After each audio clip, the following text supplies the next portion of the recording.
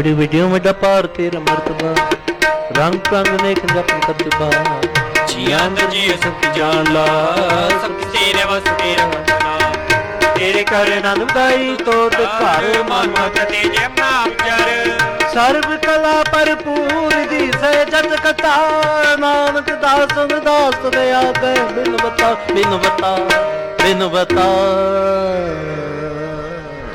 बड़ी वड्डी हूँ वड्डा अपार तेरा मर्तबा रंग प्रंग नेक न जापन करतबा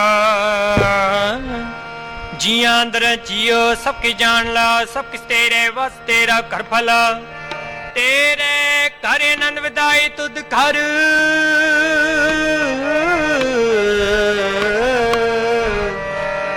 मान महता तेज अपना आप जर सकला भरपूर दी सेजत कथा नानक दास निदास तो दया गए बिन बता श्लोक पवन गुरु पानी पिता माता धरत महत दिवस रात दोय दाई दाया खेलै सगल जगत चंगियाइयां बुराइयां वाचै धर्म दूर करमी आपो अपनी के नेड़े के दूर जिनी नाम ते आया गए मशक्कत काल नानक ते मुख उजले कीती छुटे नानक ते मुख उजले कीती छुटे नाल वाहिगुरु जी का खालसा वाहिगुरु जी की फतेह।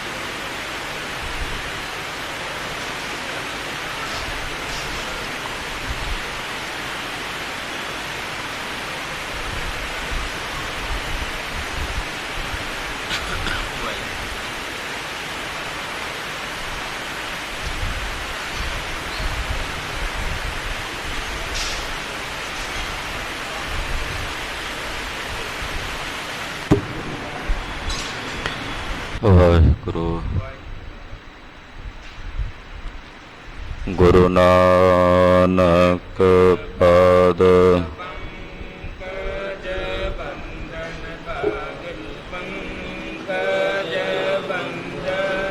समरो अंगद दुख गुर अमरदास हृदय नित हृदय नित श्री गुरु रामदास गुण गुरु अर्जन बिघनन के बिघनन के हर गोबिंद शुभ मत श्री हर राय नमो कर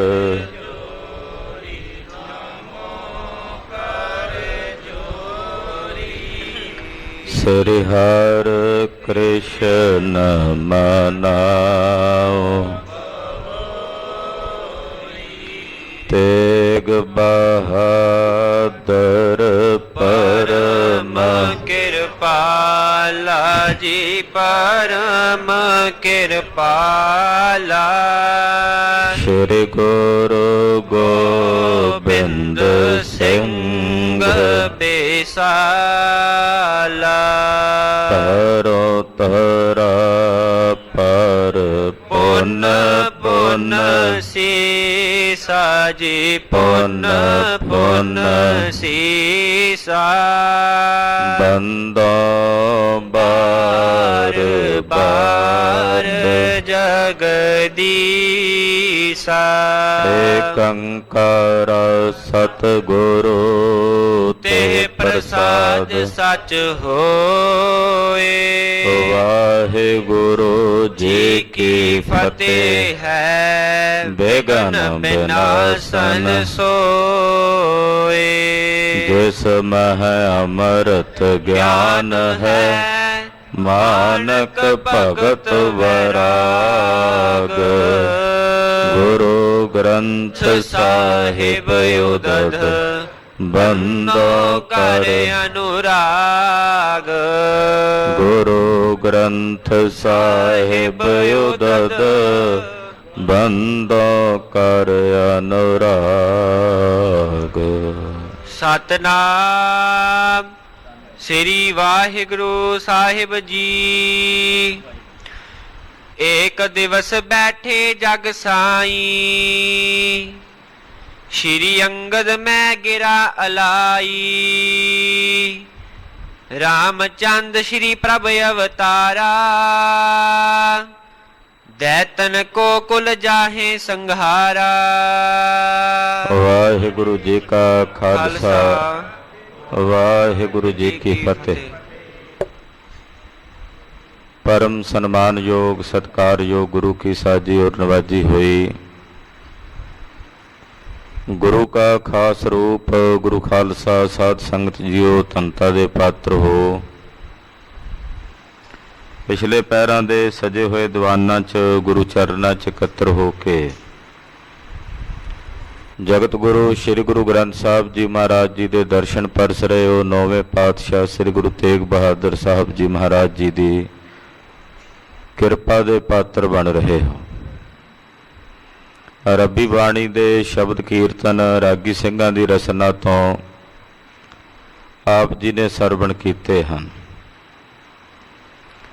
ਜਨਮ ਸਾਖੀ ਜਗਤ ਗੁਰੂ ਸ੍ਰੀ ਗੁਰੂ ਨਾਨਕ ਦੇਵ ਸਾਹਿਬ ਜੀ ਮਹਾਰਾਜ ਜੀ ਦੀ ਪੜਨ ਸੁਣਨ ਦਾ ਸੁਭਾਗ ਸਾਨੂੰ ਸਾਰਿਆਂ ਨੂੰ ਪ੍ਰਾਪਤ ਹੋ ਰਿਹਾ ਹੈ।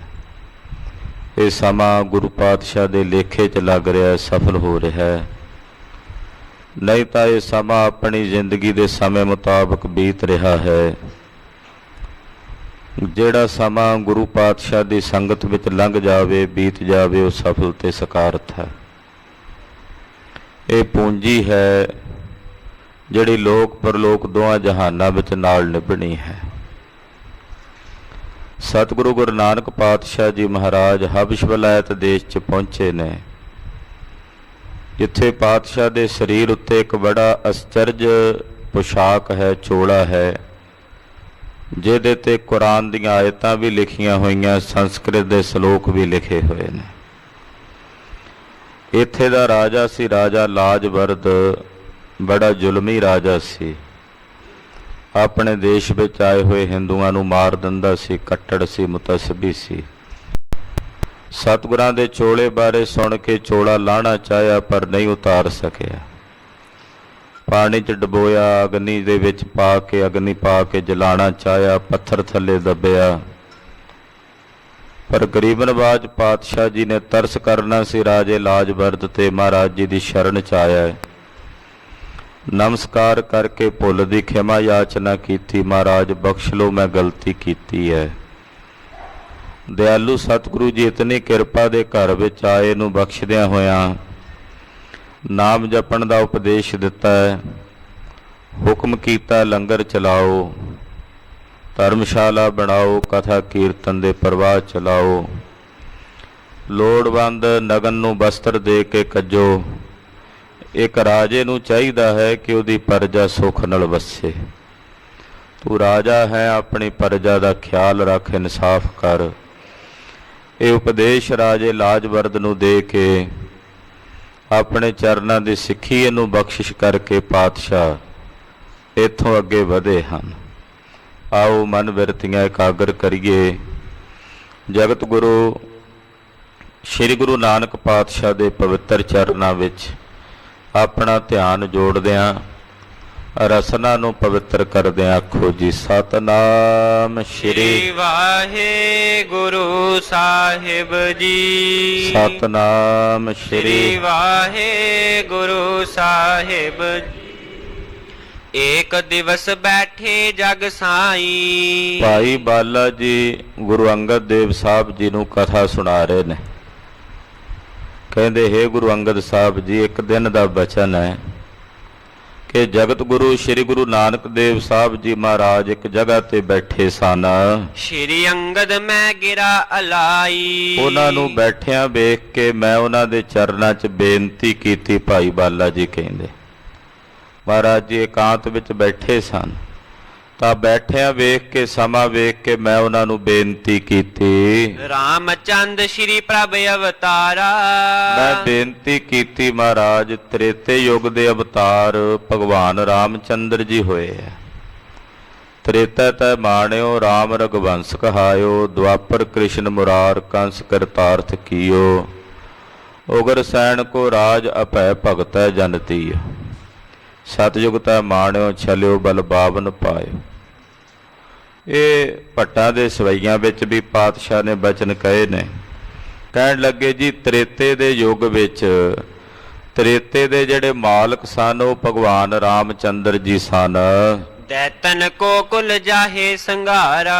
ਉਹਨਾਂ ਨੇ ਰਾਵਣ ਦੇ ਸਮੇਤ ਜਿੰਨੀ ਦੈਂਤਾਂ ਦੀ ਕੁੱਲ ਸੀ ਉਹਨਾਂ ਦਾਨਵਾਂ ਤੇ ਦੈਂਤਾਂ ਦੀ ਕੁੱਲ ਦਾ ਸੰਘਾਰ ਕੀਤਾ। ਦਾਨਵ ਜਿਹੜੇ ਸਨ ਦੈਂਤ, ਉਹਨਾਂ ਦਾਨਵਾਂ ਤੇ ਦੈਂਤਾਂ ਦਾ ਸੰਘਾਰ ਕੀਤਾ।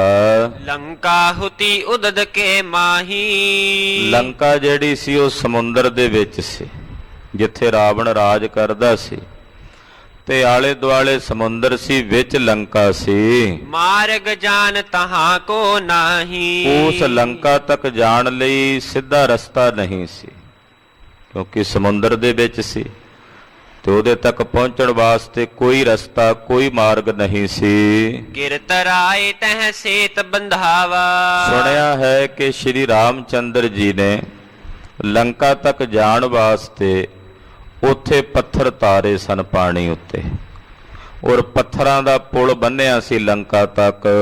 ਸਭ ਕੱਪ ਕਟਕ ਪਾਰ ਸੋ ਲੰਘਾਵਾ। ਔਰ ਉਹਦੇ ਉੱਤੋਂ ਸਾਰੀ ਕੱਪ ਨਾਮ ਹੁੰਦਾ ਬਾਂਦਰ ਦਾ। ਜਿਹੜੀ ਬਾਂਦਰਾਂ ਦੀ ਸੈਨਾ ਸੀ ਉਹਨੂੰ ਆਪਣੇ ਨਾਲ ਲੈ ਕੇ ਪਾਰ ਲੰਘਾ ਕੇ ਲੈ ਕੇ ਗਏ। ਹੈ ਅਵਲੋਕਨ ਲਾਲਸ ਮੋਹੀ। ਮਹਾਰਾਜ ਜੀ ਉਹ ਜਿਹੜੀ ਲੰਕਾ ਕਹੀ ਜਾਂਦੀ ਹੈ ਜਿੱਥੇ ਉਸ ਤੱਕ ਜਾਣ ਲਈ ਪੁਲ ਬੰਨਿਆ ਸੀ, ਆਪ ਜੀ ਨੇ ਬਹੁਤ ਥਾਵਾਂ ਸਾਨੂੰ ਵਿਖਾਈਆਂ ਨੇ। ਮੇਰੇ ਮਨ 'ਚ ਇੱਛਾ ਵੀ ਉਹ ਵੀ ਜਗ੍ਹਾ ਵੇਖ ਲਈਏ ਜਿਹਦੇ ਬਾਰੇ ਇਤਨਾ ਸੁਣਿਆ ਕਿ ਲੰਕਾ ਹੈ। ਫਿਰ ਉਸ ਲੰਕਾ ਤੱਕ ਜਾਣ ਲਈ ਜਿੱਥੋਂ ਪੁਲ ਬੰਨਿਆ ਸੀ ਉਹ ਜਗ੍ਹਾ ਦੇ ਨਿਸ਼ਾਨ ਚਿੰਨ੍ਹ ਦੱਸੇ ਜਾਂਦੇ ਨੇ ਵੀ ਹੈਣ।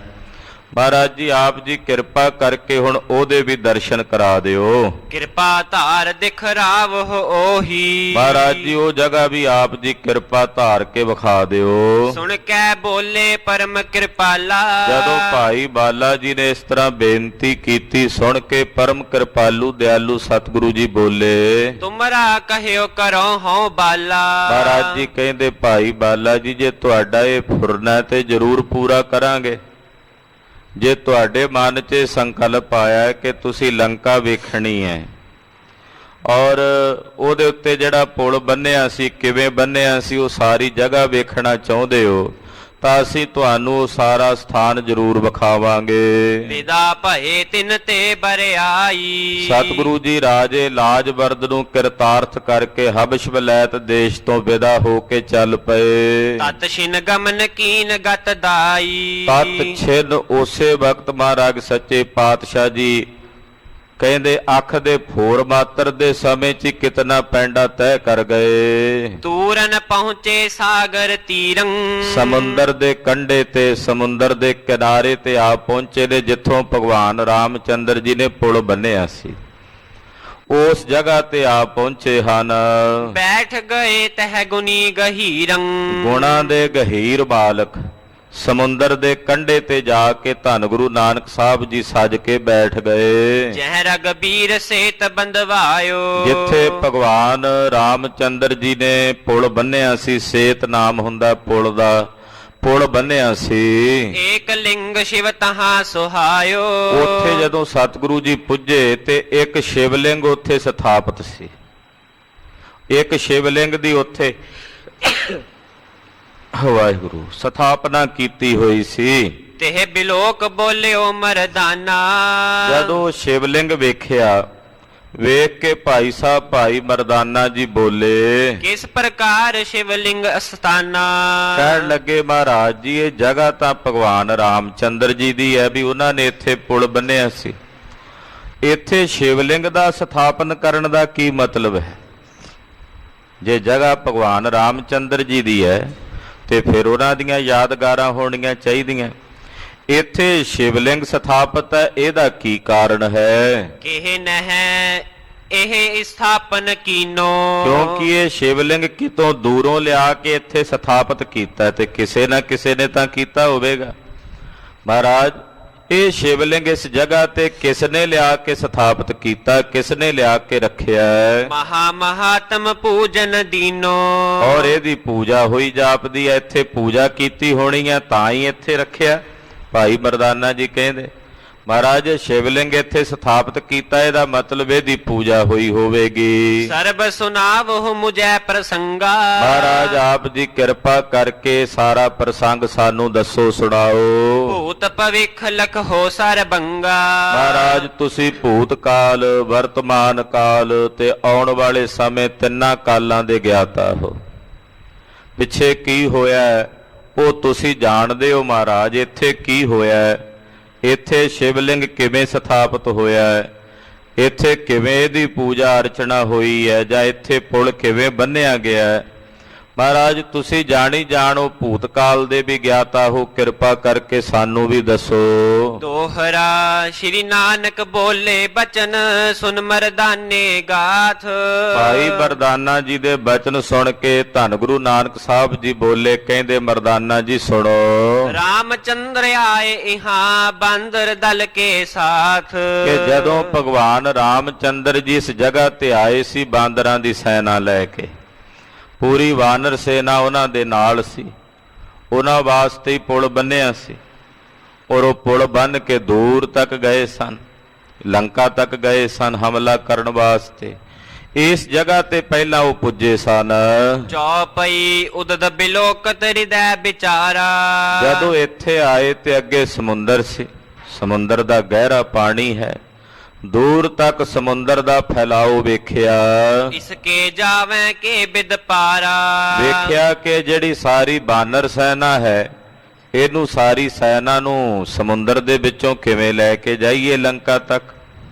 ਇਹ ਵਿਚਾਰ ਚੱਲੀ ਕਿ ਬਾਂਦਰ ਸੈਨਾ ਜਿੰਨੀ ਜਾਏਗੀ ਉਹ ਕਿਵੇਂ ਜਾਏਗੀ ਨਾਲ, ਇਹ ਸਾਰੀਆਂ ਫੌਜਾਂ ਕਿਵੇਂ ਜਾਣਗੀਆਂ ਸਮੁੰਦਰ ਦੇ ਵਿੱਚੋਂ। ਸਭ ਮਿਲ ਕਯੋ ਬੰਧਾਵੋ ਸੇਤਾ, ਉਸ ਵੇਲੇ ਉਹਨਾਂ ਸਾਰਿਆਂ ਨੇ ਸੁਗਰੀਵ ਆਦਿਕ ਜਿੰਨੇ ਸਨ, ਉਹਨਾਂ ਨੇ ਆਖਿਆ ਭਗਵਾਨ ਜੀ ਹੁਣ ਤਾਂ ਇੱਕੋ ਤਰੀਕਾ ਹੈ ਕਿ ਤੁਸੀਂ ਇਸ ਸਾਗਰ ਤੇ ਪੁਲ ਬੰਨੋ, ਪੁਲ ਦੇ ਉੱਤੋਂ ਦੀ ਫਿਰ ਇਹ ਸਾਰੇ ਲੰਘ ਕੇ ਜਾਣਗੇ। ਮਾਨ ਲੀਨ ਅਸ ਰਗ ਕੁਲ ਕੇਤਾ, ਰਘੂ ਕੁਲ ਕੇਤ ਭਗਵਾਨ ਰਾਮਚੰਦਰ ਜੀ ਨੇ ਇਹ ਬੇਨਤੀ ਉਹਨਾਂ ਸਾਰਿਆਂ ਦੀ ਸਵੀਕਾਰ ਕਰ ਲਈ, ਪ੍ਰਵਾਨ ਕਰ ਲਈ। ਪ੍ਰਿਥਮੇ ਸ਼ਿਵ ਕੀ ਪੂਜਾ ਕੀਨੀ, ਉਹਨਾਂ ਨੇ ਪਹਿਲਾਂ ਸ਼ਿਵ ਜੀ ਭਗਵਾਨ ਦੀ ਪੂਜਾ ਕੀਤੀ। ਰਾਮਚੰਦਰ ਜੀ ਨੇ ਇੱਥੇ ਸ਼ਿਵਲਿੰਗ ਉਹਨਾਂ ਨੇ ਸਥਾਪਿਤ ਕੀਤਾ ਔਰ ਇਹਦੀ ਪੂਜਾ ਭਗਵਾਨ ਰਾਮਚੰਦਰ ਜੀ ਨੇ ਬਹਿ ਕੇ ਕੀਤੀ। ਪੁਲ ਬਾਂਧਨ ਪੁਨ ਆਇ ਸਦੀਨੀ, ਔਰ ਭਗਵਾਨ ਸ਼ਿਵ ਜੀ ਦੀ ਵੰਦਨਾ ਕਰਕੇ ਪੂਜਾ ਅਰਚਨਾ ਕਰਨ ਤੋਂ ਬਾਅਦ ਫਿਰ ਇੱਥੇ ਪੁਲ ਬੰਨਣ ਦੀ ਆਗਿਆ ਕੀਤੀ ਵੀ ਹੁਣ ਤੁਸੀਂ ਇੱਥੇ ਪੁਲ ਬੰਨੋ। ਕਾਜ ਕਰਨ ਤੇ ਜੌਨ ਅਗਾਰੇ, ਕੰਮ ਕਰਨ ਦੇ ਵਿੱਚ ਜਿਹੜੇ ਵੀ ਅੱਗੇ ਲੱਗੇ, ਗੁਰ ਪੂਜੈ ਹੋਇ ਪੁਰਖ ਸੁਖਾਰੇ। ਕਹਿੰਦੇ ਜਦੋਂ ਇਹ ਮਰਿਆਦਾ ਹੈ, ਰਾਮਚੰਦਰ ਜੀ ਨੇ ਵੱਡਾ ਕਾਰਜ ਕਰਨਾ ਸੀ, ਪੁਲ ਬੰਨਣਾ ਸੀ, ਉਹਦੇ ਵਾਸਤੇ ਉਹਨਾਂ ਨੇ ਆਪਣੇ ਗੁਰੂ ਭਗਵਾਨ ਸ਼ਿਵ ਜੀ ਦੀ ਆਰਾਧਨਾ ਕੀਤੀ। ਮਹਾਕਵੀ ਜੀ ਭਾਈ ਬਾਲਾ ਜੀ ਦੇ ਮੁਖੋਂ ਇਹ ਬਚਨ ਕਰਾ ਰਹੇ ਨੇ, ਗੁਰੂ ਨਾਨਕ ਸਾਹਿਬ ਨੇ ਕਹੇ ਨੇ। ਸਾਹਿਬ ਜੀ ਫਰਮਾਉਂਦੇ ਆ ਕਿ ਜਦੋਂ ਕੋਈ ਸਿੱਖ ਵੀ ਕਾਰਜ ਕਰਦਾ ਹੈ ਤੇ ਪ੍ਰਥਮ ਕਾਰਜ ਕਰਨ ਤੋਂ ਪਹਿਲਾਂ ਆਪਣੇ ਗੁਰੂ ਦੀ ਪੂਜਾ ਕਰਦਾ ਹੈ, ਗੁਰੂ ਦੀ ਸੇਵਾ ਕਰਦਾ ਹੈ। ਪਹਿਲਾਂ ਗੁਰੂ ਦੀ ਪੂਜਾ ਕਰਨੀ, ਗੁਰੂ ਚਰਨਾਂ ਚ ਅਰਦਾਸ ਕਰਨੀ, ਕੀਤਾ ਲੋੜੀਆ ਕੰਮ ਸੋ ਹਰਿ ਪੈ ਆਖੀਐ। ਇਹ ਮਰਿਆਦਾ ਹੈ। ਤੋ ਇਹ ਮਰਿਆਦਾ ਪੁਰਾਤਨ ਚਲਦੀ ਆ ਰਹੀ। ਸ਼੍ਰੀ ਰਾਮਚੰਦਰ ਜੀ ਨੇ ਵੀ ਪੁਲ ਬੰਨਣਾ ਸੀ, ਉਹਨਾਂ ਦੇ ਗੁਰੂ ਸਨ ਭਗਵਾਨ ਸ਼ਿਵ ਜੀ, ਉਹਨਾਂ ਨੇ ਪੂਜਾ ਕੀਤੀ ਤੇ ਪੁਲ ਬੰਨਣ ਦੀ ਆਗਿਆ ਦਿੱਤੀ। ਤਬ ਕੋ ਇਹ ਸ਼ਿਵਲਿੰਗ ਸੁਹਾਵਾ, ਮਰਦਾਨਿਆਂ ਉਦੋਂ ਦਾ ਇਹ ਸ਼ਿਵਲਿੰਗ ਇੱਥੇ ਪਿਆ ਦੱਸਿਆ ਜਾਂਦਾ ਹੈ। ਇਹ ਹਿੰਦੂ ਧਰਮ ਦੇ ਲੋਕ ਜਿਹੜੇ ਸਨਾਤਨੀ ਧਰਮ ਦੇ ਨਾਲ ਸੰਬੰਧ ਰੱਖਦੇ ਨੇ, ਉਹ ਇਹ ਦੱਸਦੇ ਹਨ ਕਿ ਇਹ ਸ਼ਿਵਲਿੰਗ ਉਸ ਵੇਲੇ ਦਾ ਇੱਥੇ ਪਿਆ ਹੋਇਆ ਹੈ। ਰਗਬਰ ਕੀਨ ਸਥਾਪਨ ਭਾਵਾ, ਔਰ ਸ਼੍ਰੀ ਰਾਮਚੰਦਰ ਜੀ ਨੇ ਆਪ ਇਸ ਸ਼ਿਵਲਿੰਗ ਨੂੰ ਇੱਥੇ ਸਥਾਪਿਤ ਕੀਤਾ ਹੈ। ਪਾਹਨ ਪਰ ਲਿਖ ਕਰ ਨਿਜ ਨਾਮੂ, ਮੁੜ ਕੇ ਉਹਨਾਂ ਪੱਥਰਾਂ ਦੇ ਉੱਤੇ ਆਪਣਾ ਨਾਮ ਲਿਖਿਆ। ਆਪਣੇ ਨਾਲੋਂ ਆਪਣੇ ਨਾਮ ਦੀ ਮਹਿਮਾ ਵੱਧ ਦੱਸੀ। ਉਹਨਾਂ ਪੱਥਰਾਂ ਦੇ ਉੱਤੇ ਆਪਣਾ ਨਾਮ ਲਿਖਾ ਕੇ ਸੇਤ ਬਾਂਧ ਲੀਨੋ ਅਭਿਰਾਮੂ, ਉਹ ਪੱਥਰ ਪਾਣੀ ਦੇ ਉੱਤੇ ਤਾਰੇ ਔਰ ਸੇਤ ਬੰਨ ਦਿੱਤਾ, ਪੁਲ ਬੰਨ ਦਿੱਤਾ ਬੜਾ ਵਿਸ਼ਾਲ। ਮਰਦਾਨਾ ਕਹਿ ਭਾ ਸੰਦੇਹੂ, ਭਾਈ ਮਰਦਾਨਾ ਜੀ ਸੁਣ ਕੇ ਕਹਿਣ ਲੱਗੇ, ਮਹਾਰਾਜ ਮੇਰੇ ਮਨ 'ਚ ਸੰਦੇਹ ਹੁੰਦਾ ਹੈ, ਕਿਉਂ ਰਗਬੀਰ ਕੀਨ ਕ੍ਰਿਤ ਇਹੂ। ਸ਼੍ਰੀ ਰਾਮਚੰਦਰ ਜੀ ਨੇ ਇਹ ਕੰਮ ਕਿਉਂ ਕੀਤਾ? ਉਹਨਾਂ ਨੇ ਰਾਮ ਨਾਮ ਲਿਖ ਕੇ ਪੱਥਰ ਕਿਉਂ ਤਾਰੇ? ਸਰਬ ਭਾਂਤ ਸਮਰੱਥ ਗੋਸਾਈ, ਉਹ ਤਾਂ ਤ੍ਰੇਤੇ ਯੁੱਗ ਦੇ ਮਾਲਕ ਸੀ, ਭਗਵਾਨ ਸੀ, ਉਸ ਵੇਲੇ ਦੇ ਸਮਰੱਥ ਸਨ।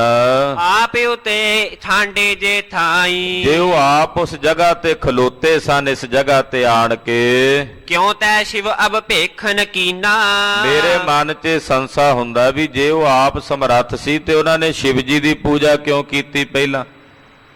ਵੀ ਉਹ ਆਪ ਸਮਰੱਥ ਸੀ, ਇੱਥੇ ਆਣ ਕੇ ਖਲੋ ਗਏ। ਉਹ ਤਾਂ ਆਪ ਜੋ ਚਾਹੇ ਮਰਜ਼ੀ ਕਰ ਸਕਦੇ ਸੀ, ਪਰ ਉਹਨਾਂ ਨੇ ਇੱਥੇ ਆ ਕੇ ਪਹਿਲਾਂ ਸ਼ਿਵ ਜੀ ਦੀ ਪੂਜਾ ਕਿਉਂ ਕੀਤੀ? ਇਸ ਗੱਲ ਦਾ ਮੇਰੇ ਮਨ 'ਚ ਸੰਸਾ ਹੈ। ਇੱਕ ਸੰਸੈ ਮੁਝ ਇਹੋ ਪ੍ਰਬੀਨਾ, ਇਹ ਪ੍ਰਬੀਨ ਸਤਿਗੁਰੂ, ਇਹ ਸੰਦੇਹ ਇੱਕ ਮੇਰੇ ਮਨ ਵਿੱਚ ਹੈ। ਆਪਣੋ ਲਿਖ ਕਰ ਨਾਮ ਬਹੋਰੀ, ਫਿਰ ਦੂਜਾ ਸੰਦੇਹ ਇਹ ਹੈ ਕਿ ਉਹਨਾਂ ਨੇ ਆਪਣਾ ਨਾਮ ਲਿਖ ਕੇ ਪੱਥਰਾਂ ਉੱਤੇ ਤਾਰੇ ਪਾਹਨ ਰਾਖੇ ਜੋਰੀ। ਉਹ ਪੱਥਰ ਤਾਰ ਦਿੱਤੇ ਪਾਣੀ ਤੇ ਔਰ ਜੋੜ ਕੇ ਉਹਨਾਂ ਦਾ ਪੁਲ ਬਣਾ ਦਿੱਤਾ। ਇਸ ਪ੍ਰਕਾਰ ਕਿਉਂ ਕੀਨ ਪ੍ਰਯਾਸਾ, ਇਦਾਂ ਦਾ ਪ੍ਰਯਾਸ ਉਹਨਾਂ ਨੇ ਕਿਉਂ ਕੀਤਾ? ਔਰ ਸੰਸੈ ਦੁਐ ਦੇਹੋ ਬਿਨਾਸਾ, ਉਹ ਤਾਂ ਸਾਰਿਆਂ ਨੂੰ ਉਦਾਂ ਹੀ ਸਮੁੰਦਰ ਵਿੱਚੋਂ ਰਾਹ ਦੇ ਸਕਦੇ ਸੀ, ਸਭ ਨੂੰ ਲਿਜਾ ਸਕਦੇ ਸੀ। ਉਹਨਾਂ ਨੂੰ ਪੁਲ ਬੰਨਣ ਦੀ ਕੀ ਲੋੜ ਪਈ ਤੇ ਪੱਥਰ ਤਾਰਨ ਦੀ ਕਿਉਂ ਲੋੜ ਪਈ ਉੱਤੇ ਆਪਣਾ ਨਾਮ ਲਿਖਾ ਕੇ? ਮਹਾਰਾਜ ਜੀ ਇਹ ਦੋ ਸੰਦੇਹ ਨੇ ਮੇਰੇ ਮਨ 'ਚ। ਇੱਕ ਉਹਨਾਂ ਨੇ ਸ਼ਿਵ ਜੀ ਦੀ ਆਰਾਧਨਾ ਕਿਉਂ ਕੀਤੀ, ਦੂਜਾ ਪੱਥਰਾਂ ਤੇ ਨਾਮ ਲਿਖ ਕੇ ਉਹਨਾਂ ਨੂੰ ਕਿਉਂ ਤਾਰਿਆ? ਹੋਇ ਬਲਹੀਨੇ ਏਓ ਬਨ ਆਈ, ਮਹਾਰਾਜ ਜੀ ਏਦਾਂ ਦਾ ਕੰਮ ਤਾਂ ਕੋਈ ਬਲਹੀਣਾ ਕਰੇ ਵੀ ਜਿਹਦੇ 'ਚ ਬਲ ਨਹੀਂ, ਉਹਨੂੰ ਕਿਸੇ ਦੂਜੇ ਦੀ ਟੇਕ ਲੈਣੀ ਪੈਂਦੀ ਹੈ, ਆਸਰਾ ਲੈਣਾ ਪੈਂਦਾ। ਜੋ ਆਪ ਬਲਵਾਨ ਸੀ ਫਿਰ ਉਹਨਾਂ ਨੇ ਸ਼ਿਵ ਜੀ ਦਾ ਆਸਰਾ ਕਿਉਂ ਲਿਆ? ਅਪਰ ਅਲੰਬ ਪਾਏ ਕਰ ਜਾਈ, ਹੋਰ ਕਿਸੇ ਦੇ ਅਲੰਬ ਦੇ ਨਾਲ ਆਸਰੇ ਨਾਲ ਉਹਨਾਂ ਨੇ ਕਿਉਂ ਇਹ ਕਿਰਤ ਕੀਤੀ? ਸੁਨ ਕਰ ਕਿਰਪਾ ਨਿਧਾਨ ਬਖਾਨਾ, ਜਦੋਂ ਭਾਈ ਮਰਦਾਨੇ ਨੇ ਉਹ ਬੇਨਤੀ ਕੀਤੀ, ਸੁਣ ਕੇ ਕਿਰਪਾ ਨਿਧਾਨ ਸਤਿਗੁਰੂ ਗੁਰੂ ਨਾਨਕ ਸਾਹਿਬ ਜੀ ਬੋਲੇ, ਉੱਤਰ ਸੁਨੋ ਕਾਨ ਮਰਦਾਨਾ। ਮਹਾਰਾਜ ਜੀ ਕਹਿੰਦੇ, ਸੁਣ ਮਰਦਾਨਿਆ, ਇਹਦਾ ਜਵਾਬ ਵੀ ਤੈਨੂੰ ਦਿੰਦੇ ਹਾਂ। ਭਗਤ ਨਾਮ ਕੀ ਵੱਡ ਵਡਿਆਈ, ਪਰਮੇਸ਼ਰ ਦੀ ਭਗਤੀ ਔਰ ਨਾਮ ਦੀ ਵਡਿਆਈ ਸਭ ਤੋਂ ਵੱਡੀ ਹੈ। ਪਾਤਸ਼ਾਹ ਕਹਿੰਦੇ ਭਗਤੀ ਦੀ ਔਰ ਨਾਮ ਦੀ ਵਡਿਆਈ ਸਭ ਤੋਂ ਵੱਡੀ ਹੈ। ਸੁਰ ਨਰ ਸਭ ਮੈਂ ਆਪ ਰਖਾਈ। ਦੇਵਤਿਆਂ ਵਿੱਚ, ਨਰਾਂ ਵਿੱਚ, ਸਭ ਵਿੱਚ ਭਗਤੀ ਤੇ ਨਾਮ ਦੀ ਵਡਿਆਈ ਪਰਮੇਸ਼ਰ ਨੇ ਆਪ ਰਖਾਈ ਹੈ। ਸਭ ਭਗਤਨ ਮੈਂ ਸ਼ੰਭ ਮਹਾਨਾ। ਜਦੋਂ ਸਨਾਤਨ ਧਰਮ ਦਾ ਜਿਹੜਾ ਸਿਧਾਂਤ ਹੈ ਉਹ ਕਹਿੰਦੇ ਆ ਵੀ ਜਿੰਨੇ ਭਗਤ ਨੇ ਉਹਨਾਂ ਭਗਤਾਂ ਵਿੱਚੋਂ ਵੱਡੇ ਭਗਤ ਸ਼ਿਵ ਨੇ। ਹਿੰਦੂ ਵੀਰ ਇਹ ਮੰਨਦੇ ਨੇ, ਉਹਨਾਂ ਦੀ ਇਹ ਧਾਰਨਾ ਹੈ। ਗੁਰੂ ਨਾਨਕ ਸਾਹਿਬ ਉਹਨਾਂ ਦੀ ਵਿਚਾਰ ਦੱਸ ਰਹੇ ਨੇ। ਉਹ ਇਹ ਮੰਨਦੇ ਨੇ ਹਿੰਦੂ ਕਿ ਭਗਵਾਨ ਸ਼ਿਵ ਜੀ ਜਿਹੜੇ ਨੇ ਉਹ ਸਾਰੇ ਭਗਤਾਂ ਵਿੱਚੋਂ ਸ਼੍ਰੋਮਣੀ ਭਗਤ ਹਨ। ਆਠੋਂ ਜਾਮ ਤਰ ਹੈ ਔਰ ਧਿਆਨਾ। ਕਿਉਂ ਵੱਡਾ ਭਗਤ ਮੰਨਦੇ ਨੇ? ਕਿਉਂਕਿ ਸ਼ਿਵ ਜੀ ਕੈਲਾਸ਼ ਵਿਖੇ ਬੈਠੇ ਅੱਠੇ ਪੈਰ ਸਮਾਧੀ ਸਥਿਤ ਹੋ ਕੇ ਆਪਣੇ ਧਿਆਨ 'ਚ ਮਗਨ ਰਹਿੰਦੇ ਹਨ। ਵਿਸ਼ਨ ਸਤੋ ਗੁਣ ਉਜਲ ਰੰਗਾ। ਵਿਸ਼ਨੂੰ ਭਗਵਾਨ ਦਾ ਜਿਹੜਾ ਰੰਗ ਹੈ ਉਹ ਉਜਵਲ ਹੈ, ਸਤੋ ਗੁਣ ਦਾ ਉਹ ਉਜਵਲ ਰੰਗ ਹੈ, ਚਿੱਟਾ ਰੰਗ ਹੈ। ਕਰਤ ਧਿਆਨ ਸਿਤ ਭਾਸਰ ਬੰਗਾ। ਕਹਿੰਦੇ ਸ਼ਿਵ ਜੀ ਵਿਸ਼ਨੂੰ ਦੀ ਬੰਦਗੀ ਕਰਦੇ ਨੇ ਔਰ ਵਿਸ਼ਨੂੰ ਦੀ ਆਰਾਧਨਾ ਕਰਕੇ ਸ਼ਿਵ ਜੀ ਦਾ ਸਰੀਰ ਜਿਹੜਾ ਉਹ ਚਿੱਟੇ ਰੰਗ ਦਾ ਹੋ ਗਿਆ। ਖਾਲਸਾ ਜੀ ਦੇ ਵਿੱਚ ਇੱਕ ਸਿਧਾਂਤ ਕੰਮ ਕਰਦਾ ਹੈ ਕਿ ਸਤੋ ਗੁਣ ਔਰ ਤਮੋ ਗੁਣ ਇਹ ਆਪਸ ਵਿੱਚ ਕਿਵੇਂ ਮਿਲਦੇ ਹੈ, ਕਿਉਂਕਿ ਤਿੰਨੇ ਹੀ ਨੇ ਨਾ, ਆਪਸ ਵਿੱਚ ਮਿਲੇ ਹੋਏ ਨੇ। ਸਤੋ, ਤਮੋ ਤੇ ਰਜੋ ਗੁਣ ਤਿੰਨ ਗੁਣ ਨੇ ਸੰਸਾਰ ਦੇ ਵਿੱਚ। ਇਹ ਤਿੰਨਾਂ ਗੁਣਾਂ ਦਾ ਵਰਤਾਰਾ ਰਾਜ ਗੁਣ, ਤਮ ਗੁਣ, ਸਤ ਗੁਣ ਕਹੀ ਹੈ ਇਹ ਤੇਰੀ ਸਭ ਮਾਇਆ। ਇਹ ਇੱਕ ਦੂਜੇ ਵਿੱਚ ਕਿਵੇਂ ਮਿਲਦੇ? ਕਹਿੰਦੇ ਸ਼ਿਵ ਜੀ ਵਿਸ਼ਨੂੰ ਜੀ ਦੀ ਬੰਦਗੀ ਕਰਦੇ ਨੇ ਔਰ ਵਿਸ਼ਨੂੰ ਜੀ ਦਾ ਜਿਹੜਾ ਰੰਗ ਹੈ ਚਿੱਟਾ ਉਜਵਲ ਉਹ ਸ਼ਿਵ ਜੀ ਦੇ ਸਰੀਰ ਦਾ ਹੋ ਗਿਆ ਹੈ। ਤਮ ਗੁਣ ਸ਼ਾਮ ਸੋ ਸ਼ਿਵ ਬਖਿਆਤੀ। ਤੇ ਸ਼ਿਵ ਜੀ ਦਾ ਜਿਹੜਾ ਰੰਗ ਹੈ ਉਹ ਤਮੋ ਗੁਣ ਦਾ ਸ਼ਾਮ ਵਰਨ ਹੈ, ਕਾਲਾ। ਵਿਸ਼ਨੂੰ ਜੀ ਸ਼ਿਵ ਜੀ ਦੀ ਬੰਦਗੀ ਕਰਦੇ ਨੇ, ਇਸ ਕਰਕੇ ਵਿਸ਼ਨੂੰ ਜੀ ਦਾ ਜਿਹੜਾ ਰੰਗ ਹੈ ਉਹ ਸ਼ਾਮ ਵਰਣੀਏ ਹੋ ਗਿਆ। ਦੋਵੇਂ ਇੱਕ ਦੂਜੇ ਨੂੰ ਆਰਾਧਦੇ ਹੈ, ਯਾਨੀ ਕਿ ਦੋਵੇਂ ਇੱਕ ਦੂਜੇ ਦੇ ਗੁਰੂ ਨੇ। ਵਿਸ਼ਨੂੰ ਜੀ ਦੇ ਗੁਰੂ ਸ਼ਿਵ ਜੀ ਨੇ ਔਰ ਸ਼ਿਵ ਜੀ ਦੇ ਗੁਰੂ ਵਿਸ਼ਨੂੰ ਨੇ। ਦੋਵੇਂ ਇੱਕ ਦੂਜੇ ਦੀ। ਹੁਣ ਰਾਮਚੰਦਰ ਜੀ ਵਿਸ਼ਨੂੰ ਦਾ ਅਵਤਾਰ ਨੇ, ਇਸ ਕਰਕੇ ਉਹਨਾਂ ਨੇ ਇੱਥੇ ਸ਼ਿਵਲਿੰਗ ਸਥਾਪਿਤ ਕਰਕੇ ਸ਼ਿਵ ਜੀ ਦੀ ਆਰਾਧਨਾ ਕੀਤੀ। ਮਹਾਰਾਜ ਜੀ ਕਹਿੰਦੇ ਇਹ ਉਹਨਾਂ ਦਾ ਸਿਧਾਂਤ ਹੈ ਜਿਹੜਾ ਸਨਾਤਨ ਧਰਮ ਵੱਲੋਂ ਦੱਸਿਆ ਜਾਂਦਾ ਹੈ। ਵਿਸ਼ਨ ਧਿਆਨ ਕਰ ਹੀ ਦਿਨ ਰਾਤੀ। ਵਿਸ਼ਨੂੰ ਜੀ ਹਮੇਸ਼ਾ ਸ਼ਿਵ ਜੀ ਦਾ ਧਿਆਨ ਕਰਦੇ ਨੇ ਦਿਨ ਰਾਤ। ਸ਼ਾਮ ਰੂਪ ਪਾ ਕਾਰਨ ਇਹੀ। ਖਾਲਸਾ ਜੀ ਹਿੰਦੂ ਮਤ ਦੇ ਜਿਹੜੇ ਫਿਰਕੇ ਨੇ ਨਾ, ਜਿਹੜੇ ਇਸ਼ਟ ਭੇਦ ਤੋਂ ਆਪੋ ਵਿੱਚ ਲੜਦੇ ਨਹੀਂ, ਉਹ ਇਹ ਮੰਨਦੇ ਨੇ। ਨਹੀਂ ਤਾਂ ਹਿੰਦੂ ਧਰਮ ਦੇ ਵਿੱਚ ਵੀ ਜਿਹੜੇ ਇਸ਼ਟ ਦੇਵ ਨੂੰ ਮੰਨਣ ਵਾਲੇ ਜਿਹੜੇ ਰਾਮਚੰਦਰ ਜੀ ਦੇ ਸੇਵਕ ਨੇ ਉਹ ਕ੍ਰਿਸ਼ਨ ਜੀ ਦੀ ਵੀ ਭੰਡੀ ਕਰ ਲੈਂਦੇ ਤੇ ਕ੍ਰਿਸ਼ਨ ਜੀ ਦੀ ਪੂਜਾ ਕਰਨ ਵਾਲੇ ਰਾਮਚੰਦਰ ਜੀ ਨੂੰ ਸਹੀ ਨਹੀਂ ਸਮਝਦੇ। ਆਪਸ ਵਿੱਚ ਉਹਨਾਂ ਦੇ ਕਈ ਵਾਰੀ ਮਤ ਭੇਦ ਪੈਦਾ ਹੋ ਜਾਂਦੇ। ਪਰ ਜਿਹੜੇ ਆਪਸ ਵਿੱਚ ਮਤ ਭੇਦ ਨਹੀਂ ਰੱਖਦੇ ਉਹ ਆਪਣੇ ਇਸ਼ਟ ਦੇਵਾਂ ਨੂੰ ਇੱਕ ਦੂਜੇ ਦਾ ਪੂਰਕ ਸਮਝਦੇ ਆ। ਰਾਮਚੰਦਰ ਜੀ ਦੇ ਸੇਵਕ ਕਹਿੰਦੇ ਆ ਵੀ ਸ਼ਿਵ ਜੀ ਭਗਵਾਨ ਜੀ ਵੀ ਉਹਨਾਂ ਦੇ ਆਰਾਧਿਆ ਹਨ। ਜਿਹੜੇ ਸ਼ਿਵ ਜੀ ਦੇ ਸੇਵਕ ਨੇ ਉਹ ਕਹਿੰਦੇ ਰਾਮਚੰਦਰ ਜੀ ਉਹਨਾਂ ਦੇ ਆਰਾਧਿਆ ਨੇ। ਇਦਾਂ ਉਹ ਮਿਲ ਜੁਲ ਕੇ ਰਹਿੰਦੇ, ਉਹਨਾਂ ਦਾ ਸਿਧਾਂਤ ਹੈ। ਇਦਾਂ ਉਹ ਚੱਲਦੇ। ਗੁਰੂ ਨਾਨਕ ਸਾਹਿਬ ਉਹਨਾਂ ਦੀ ਉਹ ਸਾਰੀ ਗੱਲਬਾਤ ਦੱਸ ਰਹੇ ਨੇ। ਭੇ ਵਿਪਰੀਤ ਰੰਗ ਦੋ ਦੇਹੀ। ਇਦਾਂ ਇਹ ਦੋਵੇਂ ਇੱਕ ਦੂਜੇ ਤੋਂ ਵਿਪਰੀਤ ਰੰਗ ਦੇ ਹੋ ਗਏ। ਇਨ ਮੈਂ ਭੇਦ ਨ ਰੰਚਕ ਜਾਨੋ। ਇਦਾਂ ਇਹ ਮਿਲ ਹੀ ਗਏ ਆਪਸ ਵਿੱਚ, ਇੱਕ ਦੂਜੇ ਵਿੱਚ ਅਭੇਦ ਹੀ ਹੋ ਗਏ। ਦਵੈ ਸਰੂਪ ਇੱਕ ਜੋਤ ਪਛਾਨੋ। ਇਦਾਂ ਕਹਿ ਲੈ ਮਰਦਾਨਿਆਂ ਵੀ ਇਹ ਦੋ ਸ਼ਿਵ ਜੀ ਤੇ ਰਾਮਚੰਦਰ ਵੇਖਣ ਨੂੰ ਦੋ ਨੇ ਪਰ ਅੰਦਰੋਂ ਇੱਕਮੇਕੀ ਹੋ ਗਏ ਇੱਕ ਦੂਜੇ ਦੀ ਆਰਾਧਨਾ ਕਰਕੇ। ਅਬ ਸੁਨ ਨਾਮ ਲਿਖਿਓ ਜਿਉ ਕਹੋ। ਹੁਣ ਦੂਜੀ ਜਿਹੜੀ ਗੱਲ ਤੈਂ ਪੁੱਛੀ ਸੀ ਵੀ ਜਿਹੜਾ ਨਾਮ ਲਿਖਿਆ, ਨਾਮ ਲਿਖ ਕੇ ਪੱਥਰ ਤਾਰੇ ਨੇ, ਹੁਣ ਉਹਦਾ ਜਵਾਬ ਸੁਣ। ਤੇਰੇ ਉਰ ਕਾ ਸੰਸਾਦ ਹੋ। ਮਰਦਾਨਿਆਂ ਤੇਰੇ ਮਨ ਦਾ ਸੰਸਾ ਦੂਰ ਕਰਦੇ ਹਾਂ। ਰੂਪ ਦੇਖ ਉਦਰੇ ਹੈ ਥੋਰੇ। ਮਹਾਰਾਜ ਜੀ ਕਹਿੰਦੇ ਮਰਦਾਨਿਆਂ ਸਾਡਾ ਰੂਪ ਵੇਖ ਕੇ ਥੋੜੇ ਉਧਰਨਗੇ। ਸਾਨੂੰ ਜਿਹੜੇ ਮਿਲਣਗੇ ਕਿੰਨੇ ਕੁ ਮਿਲਣਗੇ? ਦਰਸ਼ਨ ਕਰਨਗੇ ਸਾਡੇ, ਵਿਰਲੇ ਕਰਨਗੇ ਤੇ ਵਿਰਲਿਆਂ ਦਾ ਥੋੜਿਆਂ ਦਾ ਉਧਾਰ ਹੋਵੇਗਾ। ਜਪਤ ਨਾਮ ਕੋ ਤਰੇ ਕਰੋਰੇ। ਪਰ ਨਾਮ ਨੂੰ ਜਪ ਕੇ ਤਾਂ ਕਰੋੜਾਂ ਹੀ ਤਰੇ ਨੇ, ਤਰਨਗੇ ਤੇ ਅੱਗੇ ਤਰਦੇ ਰਹਿਣਗੇ। ਨਾਮ ਦੀ ਇਹ ਮਹਿਮਾ ਹੈ। ਰਾਮਚੰਦਰ ਜੀ ਨੇ ਆਪਣੇ ਤੋਂ ਵੱਧ ਨਾਮ ਦੀ ਮਹਿਮਾ ਇਸ ਕਰਕੇ ਦਰਸਾਈ ਕਿ ਮੈਨੂੰ ਵੇਖ ਕੇ ਤਾਂ ਥੋੜੇ ਤਰਨਗੇ ਪਰ ਨਾਮ ਜਪਣ ਦੇ ਨਾਲ ਅਨੇਕਾਂ ਨਹੀਂ ਕਰੋੜਾਂ ਹੀ ਤਰਨਗੇ। ਕਹੋ ਤੁਲਸੀ ਜੀ ਲਿਖਦੇ ਨੇ ਰਾਮਾਇਣ ਦੇ ਵਿੱਚ, ਉਹਨਾਂ ਨੇ ਲਿਖੀ ਹੈ ਰਾਮਾਇਣ, ਗੋਸਵਾਮੀ ਤੁਲਸੀਦਾਸ ਜੀ ਨੇ। ਰਾਮਾਇਣ ਦਾ ਨਾਮ ਹੈ ਰਾਮ ਚਰਿਤ੍ਰ ਮਾਨਸ। ਬੜੀ ਸੁੰਦਰ ਛੰਦਾਬੰਦੀ, ਦੁਹਾਵਲੀ, ਚੌਪਈਆਂ ਉਹਨਾਂ ਨੇ ਲਿਖੀਆਂ। ਉਹ ਕਹਿੰਦੇ ਕਹੋ ਕਹਾਂ ਲਗ ਨਾਮ ਬੜਾਈ, ਕਹੋ ਕਹਾਂ ਲਗ ਨਾਮ ਬੜਾਈ, ਰਾਮ ਨ ਸਕਹੀ ਰਾਮ ਗੁਣ ਗਾਈ। ਨਾਮ ਦੀ ਮਹਿਮਾ ਕਿੱਥੋਂ ਤੱਕ ਦਸੀਏ, ਖੁਦ ਰਾਮ ਚੰਦਰ ਆਪ ਵੀ ਆਪਣੇ ਨਾਮ ਦੀ ਮਹਿਮਾ ਨੂੰ ਕਥਨ ਨਹੀਂ ਕਰ ਸਕਦੇ। ਇੱਕ ਰਾਮਚੰਦਰ ਜੀ ਨੇ ਜੋ ਦਸ਼ਰਥ ਦੇ ਸੁਪੁੱਤਰ ਹਨ, ਪਰ ਇੱਕ ਰਾਮ ਉਹ ਹੈ ਜਿਹੜਾ ਸੰਸਾਰ ਦੇ ਸਮਸਤ ਜੀਵਾਂ ਵਿੱਚ ਰਮਿਆ ਹੋਇਆ, ਜਿਹਦੇ ਬਾਰੇ ਗੁਰੂ ਗ੍ਰੰਥ ਸਾਹਿਬ ਜੀ ਫਰਮਾਨ ਕਰਦੇ, ਸਭ ਹੈ ਘਟ ਰਾਮ ਬੋਲੇ, ਰਾਮਾ ਬੋਲੇ, ਰਾਮ ਬਿਨਾ ਕੋ ਬੋਲੇ ਰੇ। ਉਹ ਰਾਮ ਜਿਹੜਾ ਸਭ ਵਿੱਚ, ਰਾਮ ਰਵੰਤਾ ਜਾਣੀਐ ਇੱਕ ਮਾਈ ਭੋਗ ਕਰੇ, ਉਹ ਰਾਮ ਜਿਹੜਾ ਸਾਰਿਆਂ 'ਚ ਰਮਿਆ ਹੋਇਆ। ਉਸ ਨਾਮ ਦੀ ਮਹਿਮਾ ਵੱਡੀ ਹੈ ਮਰਦਾਨਿਆਂ। ਨਾਮ ਜਪ ਕੇ ਕਰੋੜਾਂ ਤਰਨਗੇ, ਦਰਸ਼ਨ ਕਰਕੇ ਥੋੜੇ ਤਰਨਗੇ। ਨਾਮੀ ਤੇ ਹੈ ਨਾਮ ਵਡਾਈ, ਨਾਮੀ ਨਾਲੋਂ ਉਹਦੇ ਨਾਮ ਦੀ ਵਡਿਆਈ ਵੱਧ ਹੈ।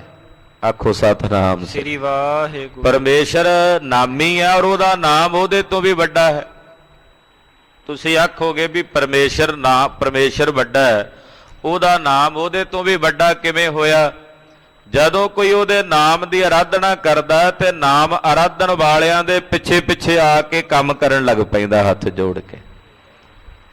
ਭਗਤ ਧੰਨਾ ਜੀ ਦੀਆਂ ਮੱਝਾਂ ਵੀ ਚਾਰਦਾ, ਗਊਆਂ ਵੀ ਚਾਰਦਾ, ਨੱਕੇ ਵੀ ਮੋੜਦਾ। ਪਰਮੇਸ਼ਰ ਦੇ ਨਾਮ ਦੀ ਮਹਿਮਾ ਵੱਡੀ ਹੈ ਨਾ। ਨਾਮ ਦੇ ਪ੍ਰਤਾਪ ਕਰਕੇ ਉਹ ਨਾਮੀ ਪਰਮੇਸ਼ਰ ਪਿੱਛੇ ਪਿੱਛੇ ਆ ਪਹੁੰਚਦਾ। ਇਸ ਕਰਕੇ ਮਰਦਾਨਿਆਂ, ਪਰਮੇਸ਼ਰ ਦਾ ਨਾਮ ਉਹਦੇ ਨਾਲੋਂ ਵੀ ਵੱਡਾ ਹੈ। ਨਾਮੀ ਨਾਲੋਂ ਵੱਧ ਵਡਿਆਈ ਉਹਦੇ ਨਾਮ ਦੀ ਹੈ। ਮਹਿਮਾ ਆਪਹਿ ਰਾਮ ਲਖਾਈ। ਔਰ ਤ੍ਰੇਤੇ ਯੁੱਗ ਵਿੱਚ ਭਗਵਾਨ ਰਾਮਚੰਦਰ ਜੀ ਨੇ ਵੀ ਇਹੀ ਮਹਿਮਾ ਜਣਾਈ ਸੰਸਾਰ ਵਿੱਚ। ਬਾਂਧ ਸੇਤ ਪੁਨ ਕੀਨ ਪਿਆਨਾ। ਏਦਾਂ ਇੱਥੇ ਪੁਲ ਬੰਨ ਕੇ ਉਹਨਾਂ ਨੇ ਇਸ ਪੁਲ ਤੋਂ ਪਿਆਨਾ ਕੀਤਾ। ਹਨੇ ਦੈਤ ਜਿਨ ਮਨ ਅਭਿਮਾਨਾ। ਔਰ ਜਿਨ੍ਹਾਂ ਦੈਂਤਾਂ ਤੇ ਦਾਨਵਾਂ ਦੇ ਮਨਾਂ 'ਚ ਅਭਿਮਾਨ ਸੀ, ਉਹਨਾਂ ਅਭਿਮਾਨੀ ਦਾਨਵਾਂ ਦਾ ਉਹਨਾਂ ਨੇ ਜਾ ਕੇ ਸੰਘਾਰ ਕੀਤਾ, ਉਹਨਾਂ ਨੂੰ ਮਾਰਿਆ। ਸੁਨ ਮਰਦਾਨਾ ਬੂਝਣ ਲਾਗਾ। ਸੁਣ ਕੇ ਭਾਈ ਮਰਦਾਨਾ ਜੀ ਬੋਲੇ, ਰਗਬਰ ਕਥਾ ਸੁਨਨ ਅਨੁਰਾਗਾ। ਕਹਿਣ ਲੱਗੇ ਮਹਾਰਾਜ ਜੀ ਵੀ ਚਲੋ ਹੁਣ ਬੈਠੇ ਆਂ, ਵਿਚਾਰਾਂ ਚੱਲ ਰਹੀਆਂ ਨੇ, ਇਹ ਕਥਾ ਵੀ ਸੁਣਾ ਦਿਓ ਰਾਮਾਇਣ ਦੀ ਸੰਖੇਪ ਮਾਤਰ 'ਚ, ਟੂਕ ਮਾਤਰ ਵਿੱਚ ਇਹ ਵੀ ਸੁਣ ਲਈਏ ਵੀ ਕਿਵੇਂ ਜੰਗ ਹੋਇਆ, ਜੰਗ ਦਾ ਕਾਰਨ ਕੀ ਬਣਿਆ। ਤੋ ਇਹ ਸਾਰਾ ਪ੍ਰਸੰਗ ਵੀ ਆਪ ਜੀ ਕਿਰਪਾ ਕਰਕੇ ਹੁਣ ਸਾਨੂੰ ਸੁਣਾ ਦਿਓ। ਬਾਂਧ ਉਦਦ ਕਿਉਂ ਪਾਰ ਪਧਾਰੇ। ਕੀ ਕਾਰਨ ਹੋਇਆ ਕਿ ਉਹਨਾਂ ਨੂੰ ਲੰਕਾ 'ਚ ਜਾਣਾ ਪਿਆ ਸਮੁੰਦਰ ਤੇ ਪੁਲ ਬੰਨ ਕੇ? ਲੰਕ ਬਿਖੈ ਕਿਉਂ ਦੈਤ ਸੰਘਾਰੇ। ਕਿਉਂ ਜਾ ਕੇ ਉਹਨਾਂ ਨੇ ਲੰਕਾ ਵਿੱਚ ਦਾਨਵ ਮਾਰੇ? ਸਰਬ ਪ੍ਰਸੰਗ ਸੁਨਾਵਹੁ ਮੋਹੀ। ਮਹਾਰਾਜ ਜੀ ਇਹ ਵੀ ਕਿਰਪਾ ਕਰਕੇ ਸਾਰਾ ਪ੍ਰਸੰਗ ਸੁਣਾ ਦਿਓ। ਨਾਵਰ ਤੇ ਕੁਛ ਗੁਪਤ ਨਾ ਹੋਈ। ਮਹਾਰਾਜ ਤੁਹਾਡੇ ਤੋਂ ਕਿਹੜਾ ਕੁਝ ਲੁਕਿਆ ਛਿਪਿਆ, ਤੁਸੀਂ ਜਾਣੀ ਜਾਣੋ, ਸਭ ਕੁਝ ਜਾਣਦੇ ਹੋ। ਸੁਣ ਕੇ ਬੋਲੇ ਪਰਮ ਪ੍ਰਬੀਨਾ। ਸੁਣ ਕੇ ਪਰਮ ਕਿਰਪਾਲੂ ਸਤਿਗੁਰੂ ਜੀ ਬੋਲੇ। ਖਾਲਸਾ ਜੀ ਸ੍ਰੀ ਗੁਰੂ ਗ੍ਰੰਥ ਸਾਹਿਬ ਵਿੱਚ ਟੂਕ ਮਾਤਰ ਜ਼ਿਕਰ ਆ ਗਿਆ। ਜਿਵੇਂ ਸੀਤਾ ਲਛਮਣ ਵਿਛੜ ਗਿਆ, ਮੂਰਖ ਰਾਵਣ ਕਿਆ ਲੈ ਗਿਆ। ਹੁਣ ਇਹ ਬਚਨ ਗੁਰੂ ਗ੍ਰੰਥ ਸਾਹਿਬ ਵਿੱਚ ਆ ਗਿਆ। ਕਿਵੇਂ ਸੀਤਾ ਜੀ ਵਿਛੜੇ, ਰਾਵਣ ਕਿਵੇਂ ਮਰਿਆ, ਉਹਦਾ ਸਾਰਾ ਪ੍ਰਸੰਗ ਗੁਰੂ ਗ੍ਰੰਥ ਸਾਹਿਬ ਵਿੱਚ ਵਿਸਥਾਰ ਨਾਲ ਨਹੀਂ ਮਿਲਦਾ। ਇਹ ਕਿਰਪਾ ਕੀਤੀ ਗੁਰੂ ਕਲਗੀਧਰ ਜੀ ਨੇ। ਉਹਨਾਂ ਨੇ ਦਸਮ ਗ੍ਰੰਥ ਸਾਹਿਬ ਦੀ ਬਾਣੀ 'ਚ ਰਾਮਾਵਤਾਰ ਦੀ ਸਿਰਜਣਾ ਕੀਤੀ। ਕ੍ਰਿਸ਼ਨ ਜੀ ਦਾ ਕਿਤੇ ਕਿਤੇ ਜ਼ਿਕਰ ਆਉਂਦਾ ਗੁਰੂ ਗ੍ਰੰਥ ਸਾਹਿਬ ਵਿੱਚ, ਉਹਦੇ ਬਾਬਤ ਕ੍ਰਿਸ਼ਨ ਅਵਤਾਰ ਦਾ ਜ਼ਿਕਰ ਆ ਗਿਆ। 52 ਜੀ ਦਾ ਜ਼ਿਕਰ ਆਇਆ, ਮਹਾਰਾਜ ਜੀ ਨੇ 52 ਅਵਤਾਰ ਦਾ ਜ਼ਿਕਰ ਕੀਤਾ। ਇਦਾਂ ਵਿਸਥਾਰ ਤੋਂ ਗਰੀਬ ਨਵਾਜ ਪਾਤਸ਼ਾਹ ਆਪਣੇ ਸਿੱਖਾਂ ਨੂੰ ਸ਼ਾਸਤਰ ਦਾ ਗਿਆਨੀ ਵੀ ਬਣਾਉਂਦੇ, ਕੱਲਾ ਸ਼ਸਤਰ ਦਾ ਨਹੀਂ। ਸ਼ਸਤਰ ਦੇ ਨਾਲ ਨਾਲ ਸ਼ਾਸਤਰ ਦਾ ਵੀ ਵਿਦਵਾਨ ਹੋਵੇ, ਉਹਨੂੰ ਪਤਾ ਹੋਵੇ ਕਿ ਜਿਹੜਾ ਹਿੰਦੁਸਤਾਨ ਦਾ ਸਾਹਿਤ ਹੈ ਉਹ ਕੀ ਹੈ, ਉਹਦੇ 'ਚ ਕੀ। ਪਹਿਲਾਂ ਸੰਸਕ੍ਰਿਤ ਵਿੱਚ ਸੀ, ਉਹਨੂੰ ਹਰ ਕੋਈ ਨਹੀਂ ਸੀ ਪੜ੍ਹ ਸਕਦਾ। ਮਹਾਰਾਜ ਜੀ ਨੇ ਬਕਾਇਦਾ ਬ੍ਰਿਜ ਭਾਸ਼ਾ ਵਿੱਚ ਉਸ ਦਾ ਅਨੁਵਾਦ ਕਰਵਾਇਆ। ਮਹਾਭਾਰਤ ਦੇ ਕਈ ਪਰਵਾਂ ਦੇ ਅਨੁਵਾਦ ਮਹਾਰਾਜ ਗੁਰੂ ਕਲਗੀਧਰ ਜੀ ਨੇ ਕਰਵਾਏ। ਤੋ ਸੂਰਜ ਪ੍ਰਕਾਸ਼ ਵਿੱਚ ਵੀ ਉਹਦਾ ਜ਼ਿਕਰ ਆਉਂਦਾ, ਕਿਉਂਕਿ ਮਹਾਕਵੀ ਕਵੀਰਾਜ ਭਾਈ ਸੰਤੋਖ ਸਿੰਘ ਜੀ ਆਪ ਵੀ ਰਮਾਇਣ ਦੇ ਰਚੈਤਾ ਹਨ। ਇੱਕ ਰਮਾਇਣ ਜੋ ਸਭ ਤੋਂ ਪੁਰਾਣੀਆਂ, ਕਿਉਂਕਿ ਰਮਾਇਣਾਂ ਵੀ ਅਨੇਕਾਂ ਨੇ, ਜਿਹੜੀਆਂ ਰਮਾਇਣਾਂ ਨੇ ਉਹ ਵੀ ਅਨੇਕਾਂ ਹੀ ਲਿਖੀਆਂ। ਸਭ ਤੋਂ ਪਹਿਲੀ ਰਮਾਇਣ ਅਗਰ ਕਿਸੇ ਮਹਾਂਪੁਰਸ਼ ਨੇ ਹਿੰਦੁਸਤਾਨ ਦੀ ਧਰਤੀ ਤੇ ਲਿਖੀ ਕਾਵਿ ਰੂਪ ਵਿੱਚ, ਤਾਂ ਉਹ ਲਿਖੀ ਮਹਾਰਿਸ਼ੀ ਵਾਲਮੀਕ ਜੀ ਨੇ। ਔਰ ਤੁਸੀਂ ਹੈਰਾਨ ਹੋਵੋਗੇ, ਕਹਿੰਦੇ ਐ ਕਿ ਉਹਨਾਂ ਨੇ ਉਹ ਰਮਾਇਣ ਭਗਵਾਨ ਰਾਮਚੰਦਰ ਜੀ ਦੇ ਜਨਮ ਤੋਂ ਪਹਿਲਾਂ ਲਿਖ ਦਿੱਤੀ ਸੀ ਵੀ ਇਹ ਕੁਝ ਹੋਵੇਗਾ। ਇਹ ਹਿੰਦੁਸਤਾਨ ਦਾ ਜਿਹੜਾ ਸਾਹਿਤ ਹੈ ਉਹਦੇ ਵਿੱਚ ਇਹ ਬਚਨ ਆਉਂਦੇ। ਉਹ ਲਿਖੀ ਸੀ ਉਹਨਾਂ ਨੇ ਸੰਸਕ੍ਰਿਤ ਵਿੱਚ। ਸੰਸਕ੍ਰਿਤ ਦੀ ਸਭ ਤੋਂ ਪ੍ਰਥਮ ਰਮਾਇਣ, ਜਿਹੜੀ ਸਭ ਤੋਂ ਆਦਿ ਕਵੀ, ਇਸੇ ਕਰਕੇ ਉਹਨਾਂ ਨੂੰ ਕਿਹਾ ਜਾਂਦਾ, ਮਹਾਰਿਸ਼ੀ ਵਾਲਮੀਕ ਜੀ ਨੂੰ ਆਦਿ ਕਵੀ ਕਿਹਾ ਜਾਂਦਾ। ਉਸ ਰਮਾਇਣ ਦਾ ਉਲੱਥਾ ਅਗਰ ਕਿਸੇ ਵਿਦਵਾਨ ਨੇ, ਮਹਾਂਪੁਰਸ਼ ਨੇ ਕੀਤਾ ਤਾਂ ਉਹ ਸਨ ਮਹਾਕਵੀ ਕਵੀਰਾਜ ਭਾਈ ਸਾਹਿਬ ਭਾਈ ਸੰਤੋਖ ਸਿੰਘ ਜੀ ਚੂੜਾਮਣੀ ਜੀ। ਹੋਰ ਰਮਾਇਣਾਂ ਬਹੁਤ ਲਿਖੀਆਂ ਗਈਆਂ। ਗੋਸਵਾਮੀ ਤੁਲਸੀਦਾਸ ਜੀ ਵੱਲੋਂ ਰਮਾਇਣ ਲਿਖੀ, ਉਹ ਵੀ ਕੋਈ ਬਹੁਤੀ ਪੁਰਾਣੀ ਨਹੀਂ, 200-250 ਸਾਲ ਪੁਰਾਣੀ, 300 ਸਾਲ ਪੁਰਾਣੀ ਹੋਵੇਗੀ। ਅਕਬਰ ਬਾਦਸ਼ਾਹ ਦੇ ਨੇੜੇ ਤੇੜੇ 400 ਸਾਲ ਪੁਰਾਣੀ ਉਹ ਲਿਖੀ ਹੋਈ। ਪਰ ਵਾਲਮੀਕੀ ਰਮਾਇਣ ਉਹ ਸੈਂਕੜੇ ਸਾਲ ਪੁਰਾਣੀ ਦੱਸੀ ਜਾਂਦੀ। ਔਰ ਸੰਸਕ੍ਰਿਤ ਦਾ ਸਭ ਤੋਂ ਪਹਿਲਾ ਟੀਕਾ ਜਿਹੜਾ ਕੋਸ਼ ਹੈ, ਉਹ ਕੋਸ਼ ਵੀ ਮਹਾਕਵੀ ਕਵੀਰਾਜ ਭਾਈ ਸੰਤੋਖ ਸਿੰਘ ਜੀ ਨੇ ਲਿਖਿਆ। ਐਡੇ ਵੱਡੇ ਮਾਰਤੰਡ ਵਿਦਵਾਨ ਸਨ ਮਹਾਕਵੀ ਜੀ। ਹੁਣ ਉਹ ਰਮਾਇਣ ਦੇ ਵੀ ਰਚੇਤਾ ਨੇ, ਇਸ ਕਰਕੇ ਉਹਨਾਂ ਨੇ ਆ ਕੁਝ ਕੁ ਬਚਨਾਂ ਵਿੱਚ ਹੀ ਸਾਰੀ ਰਮਾਇਣ ਦੱਸ ਦੇਣੀ। ਕਲਗੀਧਰ ਪਾਤਸ਼ਾਹ ਦੇ ਸਮੇਂ ਦੇ ਇੱਕ ਕਵੀ ਹੋਏ ਨੇ, ਕਵੀ ਹਿਰਦੇ ਰਾਮ ਜੀ। ਉਹਨਾਂ ਨੇ ਵੀ ਇੱਕ ਗ੍ਰੰਥ ਲਿਖਿਆ, ਉਸ ਗ੍ਰੰਥ ਦਾ ਨਾਮ ਹੈ ਹਨੂਮਾਨ ਨਾਟਕ। ਇੱਕ ਛੰਦ 'ਚ ਹੀ ਸਾਰੀ ਰਮਾਇਣ ਲਿਖ ਦਿੰਦੇ। ਕਲਗੀਧਰ ਨੇ ਰਾਮਾਵਤਾਰ ਦੇ ਵਿੱਚ ਕੇਵਲ ਇੱਕ ਸਵਈਆ ਉਚਾਰਿਆ, ਇੱਕੋ ਸਵਈਏ 'ਚ ਸਾਰੀ ਰਮਾਇਣ ਦੀ ਭੂਮਿਕਾ ਦੱਸ ਦਿੱਤੀ। ਮਹਾਕਵੀ ਜੀ ਹੁਣ ਉਹ ਰਮਾਇਣ ਦੇ ਬਾਰੇ ਵੀ ਕਿਵੇਂ ਕਿਵੇਂ ਜੰਗ ਹੋਏ, ਉਹ ਥੋੜੀ ਜੀ ਮੋਟੀ ਮੋਟੀ ਜਾਣਕਾਰੀ ਜਿਹੜੀ ਹੈ ਉਹ ਦੇਣ ਲੱਗੇ ਨੇ। ਸੁਣੋ ਜੀ। ਇੱਕ ਦਸ਼ਰਥ ਨੇ ਪਹੁਤੋ ਕੁਲੀਨਾ। ਕਹਿੰਦੇ ਇੱਕ ਰਾਜਾ ਸੀ ਦਸ਼ਰਥ, ਰਘੂ ਕੁਲ ਦੇ ਵਿੱਚ, ਰਘੁਵੰਸ਼ੀ, ਬੜਾ ਕੁਲੀਨ ਰਾਜਾ ਸੀ, ਧਰਮੀ ਰਾਜਾ ਸੀ। ਤ੍ਰੈ ਰਾਨੀ ਤੇ ਲੀਨ ਵਿਵਾਹੀ। ਇਹਨੇ 3 ਰਾਣੀਆਂ ਵਿਆਹੀਆਂ, 3 ਰਾਣੀਆਂ ਵਿਆਹ ਕੇ ਲਿਆਂਦੀਆਂ ਰਾਜੇ ਦਸ਼ਰਥ ਨੇ। ਕੌਸ਼ਲਿਆ ਕਹਿ ਕੇ ਆਹੀ। ਉਹਨਾਂ ਵਿੱਚੋਂ ਪ੍ਰਥਮ ਹੈ ਕੁਸ਼ਲਿਆ, ਦੂਸਰੀ ਹੈ ਕੇਕਈ, ਬਹੁਰ ਸੁਮਿਤਰਾ ਜਾਨੋ ਨਾਰੀ। ਔਰ ਤੀਸਰੀ ਹੈ ਸੁਮਿਤਰਾ। ਇਹ 3 ਰਾਣੀਆਂ ਰਾਜੇ ਦਸ਼ਰਥ ਨੇ ਵਿਆਹ ਕੇ ਲਿਆਂਦੀਆਂ। ਤਿਨ ਤੇ ਜਨਮਤ ਭੇ ਸੁਤ ਚਾਰੀ। ਇਹਨਾਂ 3 ਰਾਣੀਆਂ ਤੋਂ 4 ਪੁੱਤਰਾਂ ਨੇ ਜਨਮ ਲਿਆ। ਜੇਸ਼ਟ ਕੌਸ਼ਲਿਆ ਤੈ ਰਾਮੂ। ਸਭ ਤੋਂ ਵੱਡੇ ਸੁਪੁੱਤਰ ਸ਼੍ਰੀ ਰਾਮਚੰਦਰ ਜੀ ਨੇ ਜਨਮ ਲਿਆ ਕੁਸ਼ਲਿਆ ਜੀ ਦੀ ਕੁੱਖ ਤੋਂ। ਮਾਤਾ ਕੁਸ਼ਲਿਆ ਦੀ ਕੁੱਖ ਨੂੰ ਭਾਗ ਲਾਏ ਭਗਵਾਨ ਰਾਮਚੰਦਰ ਜੀ ਨੇ। ਤਿਸ ਦੀ ਕੁੱਲ ਦੇ ਵਿੱਚ, ਤਿਸ ਦੀ ਕੁੱਖ ਤੋਂ ਜਨਮ ਲਿਆ। ਕੇ ਕਈ ਕੇਰ ਭਰਤ ਭਾ ਨਾਮੂ। ਔਰ ਕੇਕਈ ਜਿਹੜੀ ਦੂਸਰੀ ਰਾਣੀ ਸੀ, ਉਹਦੀ ਕੁੱਖ ਤੋਂ ਭਰਤ ਦਾ ਜਨਮ ਹੋਇਆ। ਲਛਮਨ ਬਹੁਰ ਸ਼ਤਰੁਘਨ ਜੋ। ਔਰ ਜਿਹੜੇ ਸਭ ਤੋਂ ਛੋਟੇ ਸਨ ਲਛਮਣ ਤੇ ਸ਼ਤਰੁਘਨ, ਇਹ ਜਿਹੜੇ 2 ਭਰਾ ਸਨ, ਇਹ ਸੁਮਿਤਰਾ ਦੀ ਕੁੱਖ ਤੋਂ ਪੈਦਾ ਹੋਏ। ਜਨੇ ਸੁਮਿਤਰਾ ਨੰਦਨ ਦੋ। ਇਹ ਸੁਮਿਤਰਾ ਦੀ ਕੁੱਖ ਤੋਂ ਪੈਦਾ ਹੋਏ ਦੋਵੇਂ। ਵੱਡੇ ਜਿਹੜੇ ਸਨ ਉਹ ਕੁਸ਼ਲਿਆ ਜੀ ਦੀ ਕੁੱਖ ਤੋਂ ਰਾਮਚੰਦਰ ਜੀ। ਭਰਤ ਜਿਹੜਾ ਸੀ ਉਹ ਕੇਕਈ ਦੀ ਕੁੱਖ ਤੋਂ ਜਨਮਿਆ। ਸ਼ਤਰੁਘਨ ਤੇ ਲਛਮਣ ਇਹ ਦੋਵੇਂ ਭਰਾ ਸੁਮਿਤਰਾ ਦੀ ਕੁੱਖ ਤੋਂ ਪੈਦਾ ਹੋਏ। ਕਾਮ ਸਮਾਨ ਰੂਪ ਜਿਨ ਕੇਰੇ। ਚਾਰੇ ਹੀ ਬੜੇ ਸੁੰਦਰ ਸੀ। ਕਾਮ ਦੇ ਸਮਾਨ ਬੜਾ ਸੁੰਦਰ ਸਰੂਪ ਸੀ ਚੌਹਾਂ ਦਾ। ਖੇਲਤ ਹੋਤ ਸਰੀਰ ਬਡੇਰੇ। ਬਚਪਨ ਇਹਨਾਂ ਦਾ ਦਸ਼ਰਥ ਦੇ ਮਹਿਲਾਂ ਵਿੱਚ ਬੀਤਿਆ। ਖੇਡਦਿਆਂ ਖੇਡਦਿਆਂ ਵੱਡੇ ਹੋਏ। ਵਿਸ਼ਵਾਮਿਤਰ ਹੁਤੋ ਮੁਨ ਰਾਈ। ਇੱਥੇ ਹੀ ਇੱਕ ਮੁਨੀ ਸੀ, ਉਹਦਾ ਨਾਮ ਸੀ ਵਿਸ਼ਵਾਮਿਤਰ। ਉਹ ਦਸ਼ਰਥ ਦੀ ਕੁੱਲ ਦਾ ਗੁਰੂ ਸੀ।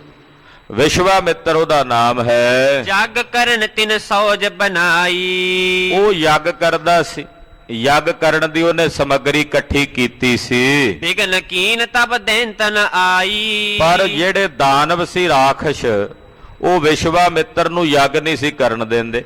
ਉਹਦੇ ਯੱਗ 'ਚ ਆ ਕੇ ਗੰਦ ਪਾ ਜਾਂਦੇ ਸੀ, ਹੱਡੀਆਂ ਸੁੱਟ ਜਾਂਦੇ ਸੀ, ਮੁਰਦਿਆਂ ਦੀਆਂ ਖੋਪੜੀਆਂ ਸੁੱਟ ਜਾਂਦੇ ਸੀ।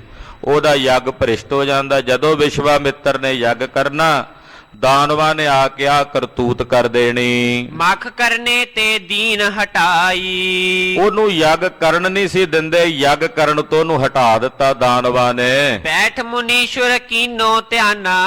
ਵਿਸ਼ਵਾਮਿੱਤਰ ਜੀ ਇੱਕ ਦਿਨ ਬੈਠੇ ਧਿਆਨ ਵਿੱਚ ਸੋਚਣ ਲੱਗੇ। ਜਗਤ ਸਰਬ ਬਰ ਤੰਤ ਪਛਾਨਾ। ਉਹਨਾਂ ਵੇਖਿਆ ਕੀ ਕਰਾਂ ਵੀ ਮੈਂ ਯੱਗ ਕਰਨਾ, ਇਹ ਦਾਨਵ ਯੱਗ ਨਹੀਂ ਕਰਨ ਦਿੰਦੇ। ਇਹ ਆ ਕੇ ਅਪਵਿੱਤਰ ਕਰ ਜਾਂਦੇ ਨੇ, ਹੱਡੀਆਂ ਸੁੱਟ ਜਾਂਦੇ ਨੇ, ਮਾਸ ਸੁੱਟ ਜਾਂਦੇ ਨੇ, ਇੱਥੇ ਯੱਗ ਨੂੰ ਭ੍ਰਿਸ਼ਟ ਕਰ ਜਾਂਦੇ ਨੇ। ਸਾਰੇ ਜਗਤ ਵਿੱਚ ਉਹਨੇ ਧਿਆਨ ਮਾਰ ਕੇ ਵੇਖਿਆ ਵੀ ਮੇਰੀ ਮਦਦ ਕੌਣ ਕਰ ਸਕਦਾ, ਇਹਨਾਂ ਦਾਨਵਾਂ ਤੋਂ ਕੌਣ ਬਚਾ ਸਕਦਾ ਹੈ। ਰਾਵਣ ਤੇ ਦੇਵਨ ਦੁਖ ਪਾਈ। ਉਹਨੇ ਵੇਖਿਆ ਵੀ ਰਾਵਣ ਬੜਾ ਦੁਰਾਚਾਰੀ ਹੈ, ਉਹਦੇ ਤੋਂ ਦੇਵਤੇ ਦੁਖੀ ਹੋ ਰਹੇ ਨੇ। ਗਏ ਅਕਾਲ ਪੁਰਖ ਸ਼ਰਣਾਈ। ਉਧਰ ਦੇਵਤੇ ਵੀ ਜਿਹੜੇ ਨੇ ਉਹ ਭਗਵਾਨ ਦੇ ਚਰਨਾਂ 'ਚ, ਅਕਾਲ ਪੁਰਖ ਦੇ ਚਰਨਾਂ 'ਚ ਪਹੁੰਚੇ। ਭਾਖ ਪ੍ਰਸ਼ੰਸਾ ਬਿਨਤੀ ਕੀਨੀ। ਉਹਨਾਂ ਨੇ ਪ੍ਰਸ਼ੰਸਾ ਕੀਤੀ ਦੇਵਤਿਆਂ ਨੇ। ਸ੍ਰੀ ਕਰਤਾਰ ਸਰਬ ਜਬ ਚੀਨੀ। ਤੋ ਅਕਾਲ ਪੁਰਖ ਦੇ ਹੁਕਮ ਨਾਲ ਵਿਸ਼ਨੂੰ ਨੂੰ ਉਹਨਾਂ ਨੇ ਹੁਕਮ ਕੀਤਾ ਕਿ ਜਾ ਕੇ ਤੁਸੀਂ ਅਵਤਾਰ ਧਾਰੋ। ਤਬ ਸ਼੍ਰੀ ਵਿਸ਼ਨ ਧਰਿਓ ਅਵਤਾਰਾ। ਤੋ ਰਾਮਚੰਦਰ ਦੇ ਰੂਪ ਵਿੱਚ ਵਿਸ਼ਨੂੰ ਜੀ ਨੇ ਅਵਤਾਰ ਲਿਆ। ਤੈਂਤ ਸਰਬ ਕੋ ਕਰਹਿ ਸੰਘਾਰਾ। ਇਹ ਰਾਵਣ ਤੇ ਉਹਦੇ ਨਾਲ ਦੇ ਸਾਰੇ ਦਾਨਵਾ ਰਾਖਸ਼ਾਂ ਦਾ ਸੰਘਾਰ ਕਰੇਗਾ। ਕਰ ਕੈ ਧਿਆਨ ਲਖਿਓ ਐਸ ਜਬ ਹੀ। ਵਿਸ਼ਵਾਮਿੱਤਰ ਨੇ ਆਪਣੇ ਧਿਆਨ 'ਚ ਸਭ ਕੁਝ ਵੇਖ ਲਿਆ ਵੀ ਇਹਨਾਂ ਰਾਖਸ਼ਾਂ ਨੂੰ ਮਾਰਨ ਵਾਸਤੇ ਰਾਮਚੰਦਰ ਜੀ ਸક્ષਮ ਨੇ। ਮੇਰਾ ਯੱਗ ਵੀ ਹੁਣ ਉਹੀ ਪੂਰਾ ਕਰਾਉਣਗੇ। ਆਇਓ ਅਯੁੱਧਿਆ ਮੁਨਵਰ ਤਬ ਹੀ। ਤੋ ਵਿਸ਼ਵਾਮਿੱਤਰ ਜੀ ਆਪਣੀ ਆਸ਼ਰਮ ਤੋਂ ਚੱਲੇ। ਚੱਲ ਕੇ ਉਹ ਦਸ਼ਰਥ ਦੀ ਨਗਰੀ 'ਚ ਅਯੁੱਧਿਆ 'ਚ ਪਹੁੰਚੇ। ਨਿਰਪਨੈ ਸਨਮਾਨਿਓ ਕਰ ਬੰਦਨ। ਰਾਜੇ ਦਸ਼ਰਥ ਨੇ ਬੜਾ ਸਨਮਾਨ ਕੀਤਾ। ਆਓ ਮਹਾਰਾਜ ਜੀਓ ਆਇਆਂ ਨੂੰ। ਵਿਸ਼ਵਾਮਿੱਤਰ ਜੀ ਦਾ ਬੜਾ ਸਨਮਾਨ ਕੀਤਾ। ਕੀਨੋ ਜਾਚਨ ਜੇਸ਼ਟ ਨੰਦਨ। ਆਖਿਆ ਮਹਾਰਾਜ ਦੱਸੋ ਕੀ ਸੇਵਾ ਕਰਾਂ। ਵਿਸ਼ਵਾਮਿੱਤਰ ਨੇ ਮੰਗ ਕੀਤੀ, ਕਹਿੰਦਾ ਮੈਂ ਤੁਹਾਡੇ ਵੱਡੇ ਪੁੱਤਰ ਨੂੰ ਮੰਗਣ ਆਇਆ ਵੀ ਉਹਨੂੰ ਮੇਰੇ ਨਾਲ ਭੇਜੋ। ਤੁਹਾਡਾ ਜਿਹੜਾ ਵੱਡਾ ਪੁੱਤਰ ਹੈ ਰਾਮਚੰਦਰ, ਉਹਨੂੰ ਮੇਰੇ ਨਾਲ ਭੇਜੋ। ਲੈ ਨਿਰਪਤੇ ਰਗ ਭਰ ਭਰ ਆਈ। ਹੁਣ ਦਸ਼ਰਥ ਨਹੀਂ ਸੀ ਚਾਹੁੰਦਾ ਵੀ ਮੇਰੇ ਪੁੱਤਰ ਨੂੰ ਇਹ ਲੈ ਕੇ ਜਾਵੇ ਤਾਂ ਰਾਖਸ਼ਾਂ ਨਾਲ ਲੜਾਏਗਾ, ਪਤਾ ਸੀ ਦਸ਼ਰਥ ਨੂੰ। ਪਰ ਹੁਣ ਬਚਨ ਕਰ ਬੈਠਾ ਸੀ, ਨਾ ਕਰਦਾ ਤੇ ਵਿਸ਼ਵਾਮਿੱਤਰ ਦਾ ਸਰਾਪ ਹੁੰਦਾ ਸੀ। ਅਖੀਰ ਬੇਬਸੀ 'ਚ ਦਸ਼ਰਥ ਨੂੰ ਆਪਣੇ ਪੁੱਤਰ ਰਾਮਚੰਦਰ ਜੀ ਨੂੰ ਭੇਜਣਾ ਪਿਆ। ਆਸ਼ਰਮ ਗਮਨਿਓ ਹਰਖ ਬਢਾਈ। ਆਸ਼ਰਮ ਨੂੰ ਜਾਣ ਲੱਗੇ। ਰਾਮਚੰਦਰ ਜੀ ਪੁੱਛਦੇ ਦਸ਼ਰਥ ਆਪਣੇ ਵਿਸ਼ਵਾਮਿੱਤਰ ਨੂੰ, ਰਿਸ਼ੀਵਰ ਕਿਸ ਰਸਤਿਓਂ ਜਾਣਾ ਹੈ? ਕਹਿਣ ਲੱਗੇ ਮੇਰੇ ਆਸ਼ਰਮ ਨੂੰ ਦੋ ਰਸਤੇ ਜਾਂਦੇ ਨੇ ਸ਼੍ਰੀ ਰਾਮ। ਇੱਕ ਰਸਤਾ ਉਹ ਹੈ ਜਿਹੜਾ ਸੁਖੈਨ ਹੈ, ਸਿੱਧਾ ਪਹੁੰਚ ਜਾਈਦਾ। ਦੂਸਰਾ ਰਸਤਾ ਉਹ ਹੈ ਜਿੱਧਰੋਂ ਰਾਖਸ਼ ਨੇ ਔਰ ਉਧਰ ਥੋੜਾ ਜਿਹਾ ਹੋਰ ਛੇਤੀ ਚਲਾ ਜਾਈਦਾ, ਪਰ ਰਸਤੇ ਵਿੱਚ ਰਾਖਸ਼ ਨੇ, ਉਹਨਾਂ ਨਾਲ ਟਾਕਰਾ ਕਰਨਾ ਪਵੇਗਾ।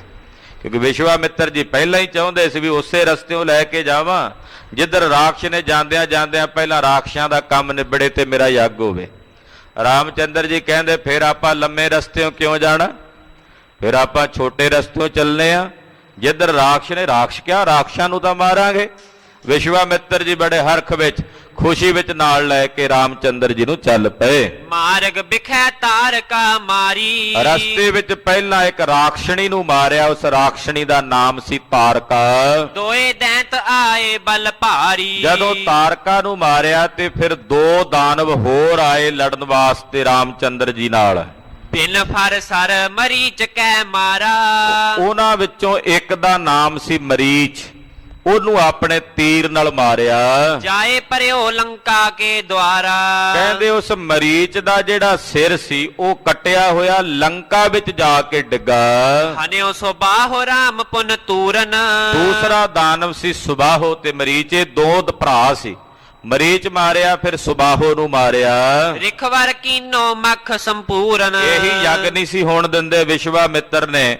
ਵੇਖਿਆ ਰਾਖਸ਼ ਮਰ ਗਏ ਨੇ, ਆਪਣੇ ਆਸ਼ਰਮ 'ਚ ਬਹਿ ਕੇ ਯੱਗ ਕੀਤਾ। ਤੇ ਛਿਨ ਜਨਕ ਦੂਤ ਚੱਲ ਆਵਾ। ਹਾਲੇ ਯੱਗ ਪੂਰਾ ਹੋਇਆ ਹੀ ਸੀ ਕਿ ਇੰਨੇ ਨੂੰ ਰਾਜੇ ਜਨਕ ਦਾ ਮਿਥਲੇਸ਼ਪੁਰੀ ਚੋਂ, ਜਨਕਪੁਰੀ ਵਿੱਚੋਂ ਇੱਕ ਦੂਤ ਚੱਲ ਕੇ ਆਇਆ।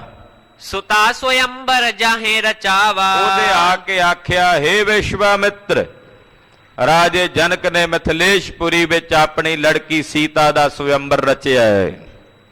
ਲੀਨ ਮੁਨੀ ਸੰਗ ਦੋਨੋਂ ਭਾਈ। ਮਨੀਸ਼ਵਰ ਕਹਿਣ ਲੱਗੇ, ਵਿਸ਼ਵਾਮਿੱਤਰ ਜੀ ਚਲੋ ਭਾਈ, ਤੁਹਾਨੂੰ ਮੈਂ ਨਾਲ ਲੈ ਕੇ ਚੱਲਾਂ, ਮੇਰੇ ਨਾਲ ਤੁਸੀਂ ਚੱਲੋ, ਉਸ ਸਵਯੰਬਰ ਵਿੱਚ ਸੀਤਾ ਨੂੰ ਤੁਸੀਂ ਵਰੋ।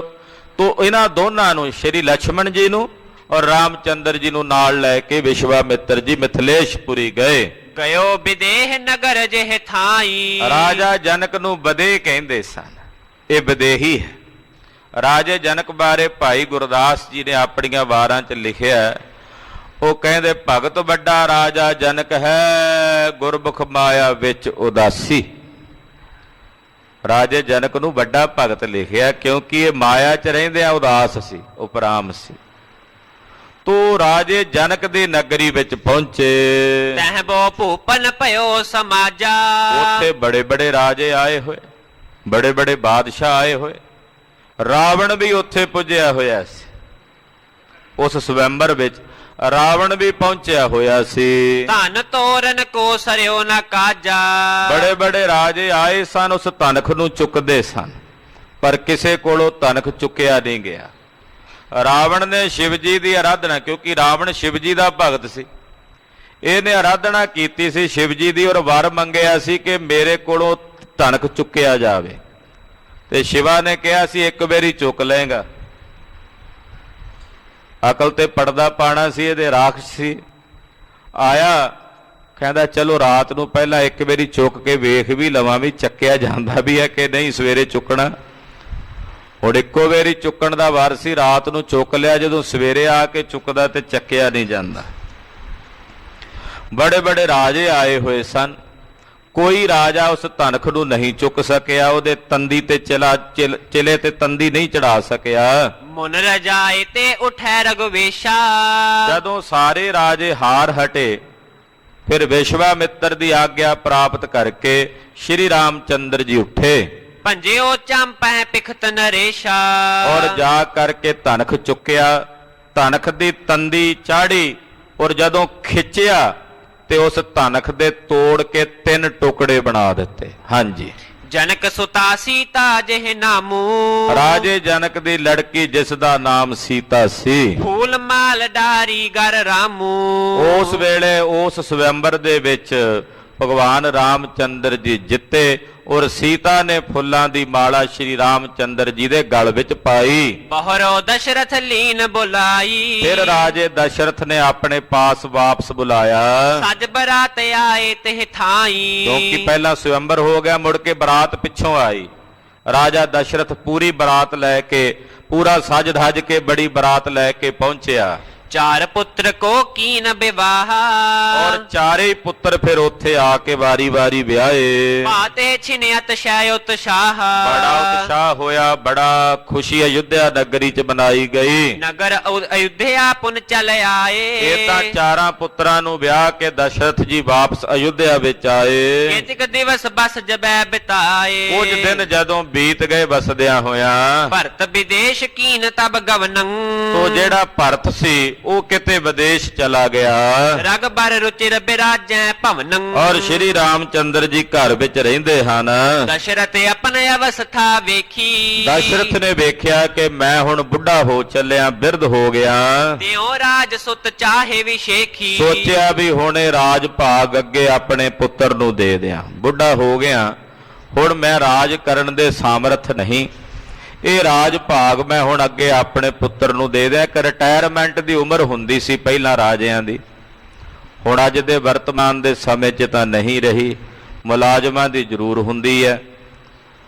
ਉਹ ਕਹਿਣ ਲੱਗਾ ਵੀ ਮੈਂ ਬੁੱਢਾ ਹੋ ਗਿਆ ਹੁਣ, ਤੇ ਹੁਣ ਮੈਨੂੰ ਇਹ ਰਾਜ ਭਾਗ ਛੱਡ ਦੇਣਾ ਚਾਹੀਦਾ। ਬਹਿ ਕੇ ਰੱਬ ਰੱਬ ਕਰੀਏ, ਭਗਵਾਨ ਦਾ ਚਿੰਤਨ ਕਰੀਏ, ਰਾਜ ਕਰ ਲਿਆ ਜਿੰਨਾ ਜ਼ਿੰਦਗੀ 'ਚ ਕਰਨਾ ਸੀ। ਹੁਣ ਇਹ ਦਸ਼ਰਥ ਨੇ ਸੋਚਿਆ ਵੀ ਮੈਂ ਆਪਣੇ ਪੁੱਤਰ ਨੂੰ ਰਾਜ ਦੇ ਦਿਆਂ। ਅਬ ਖੇਕਨ ਕੋ ਸਮਾ ਵਿਚਾਰੀ।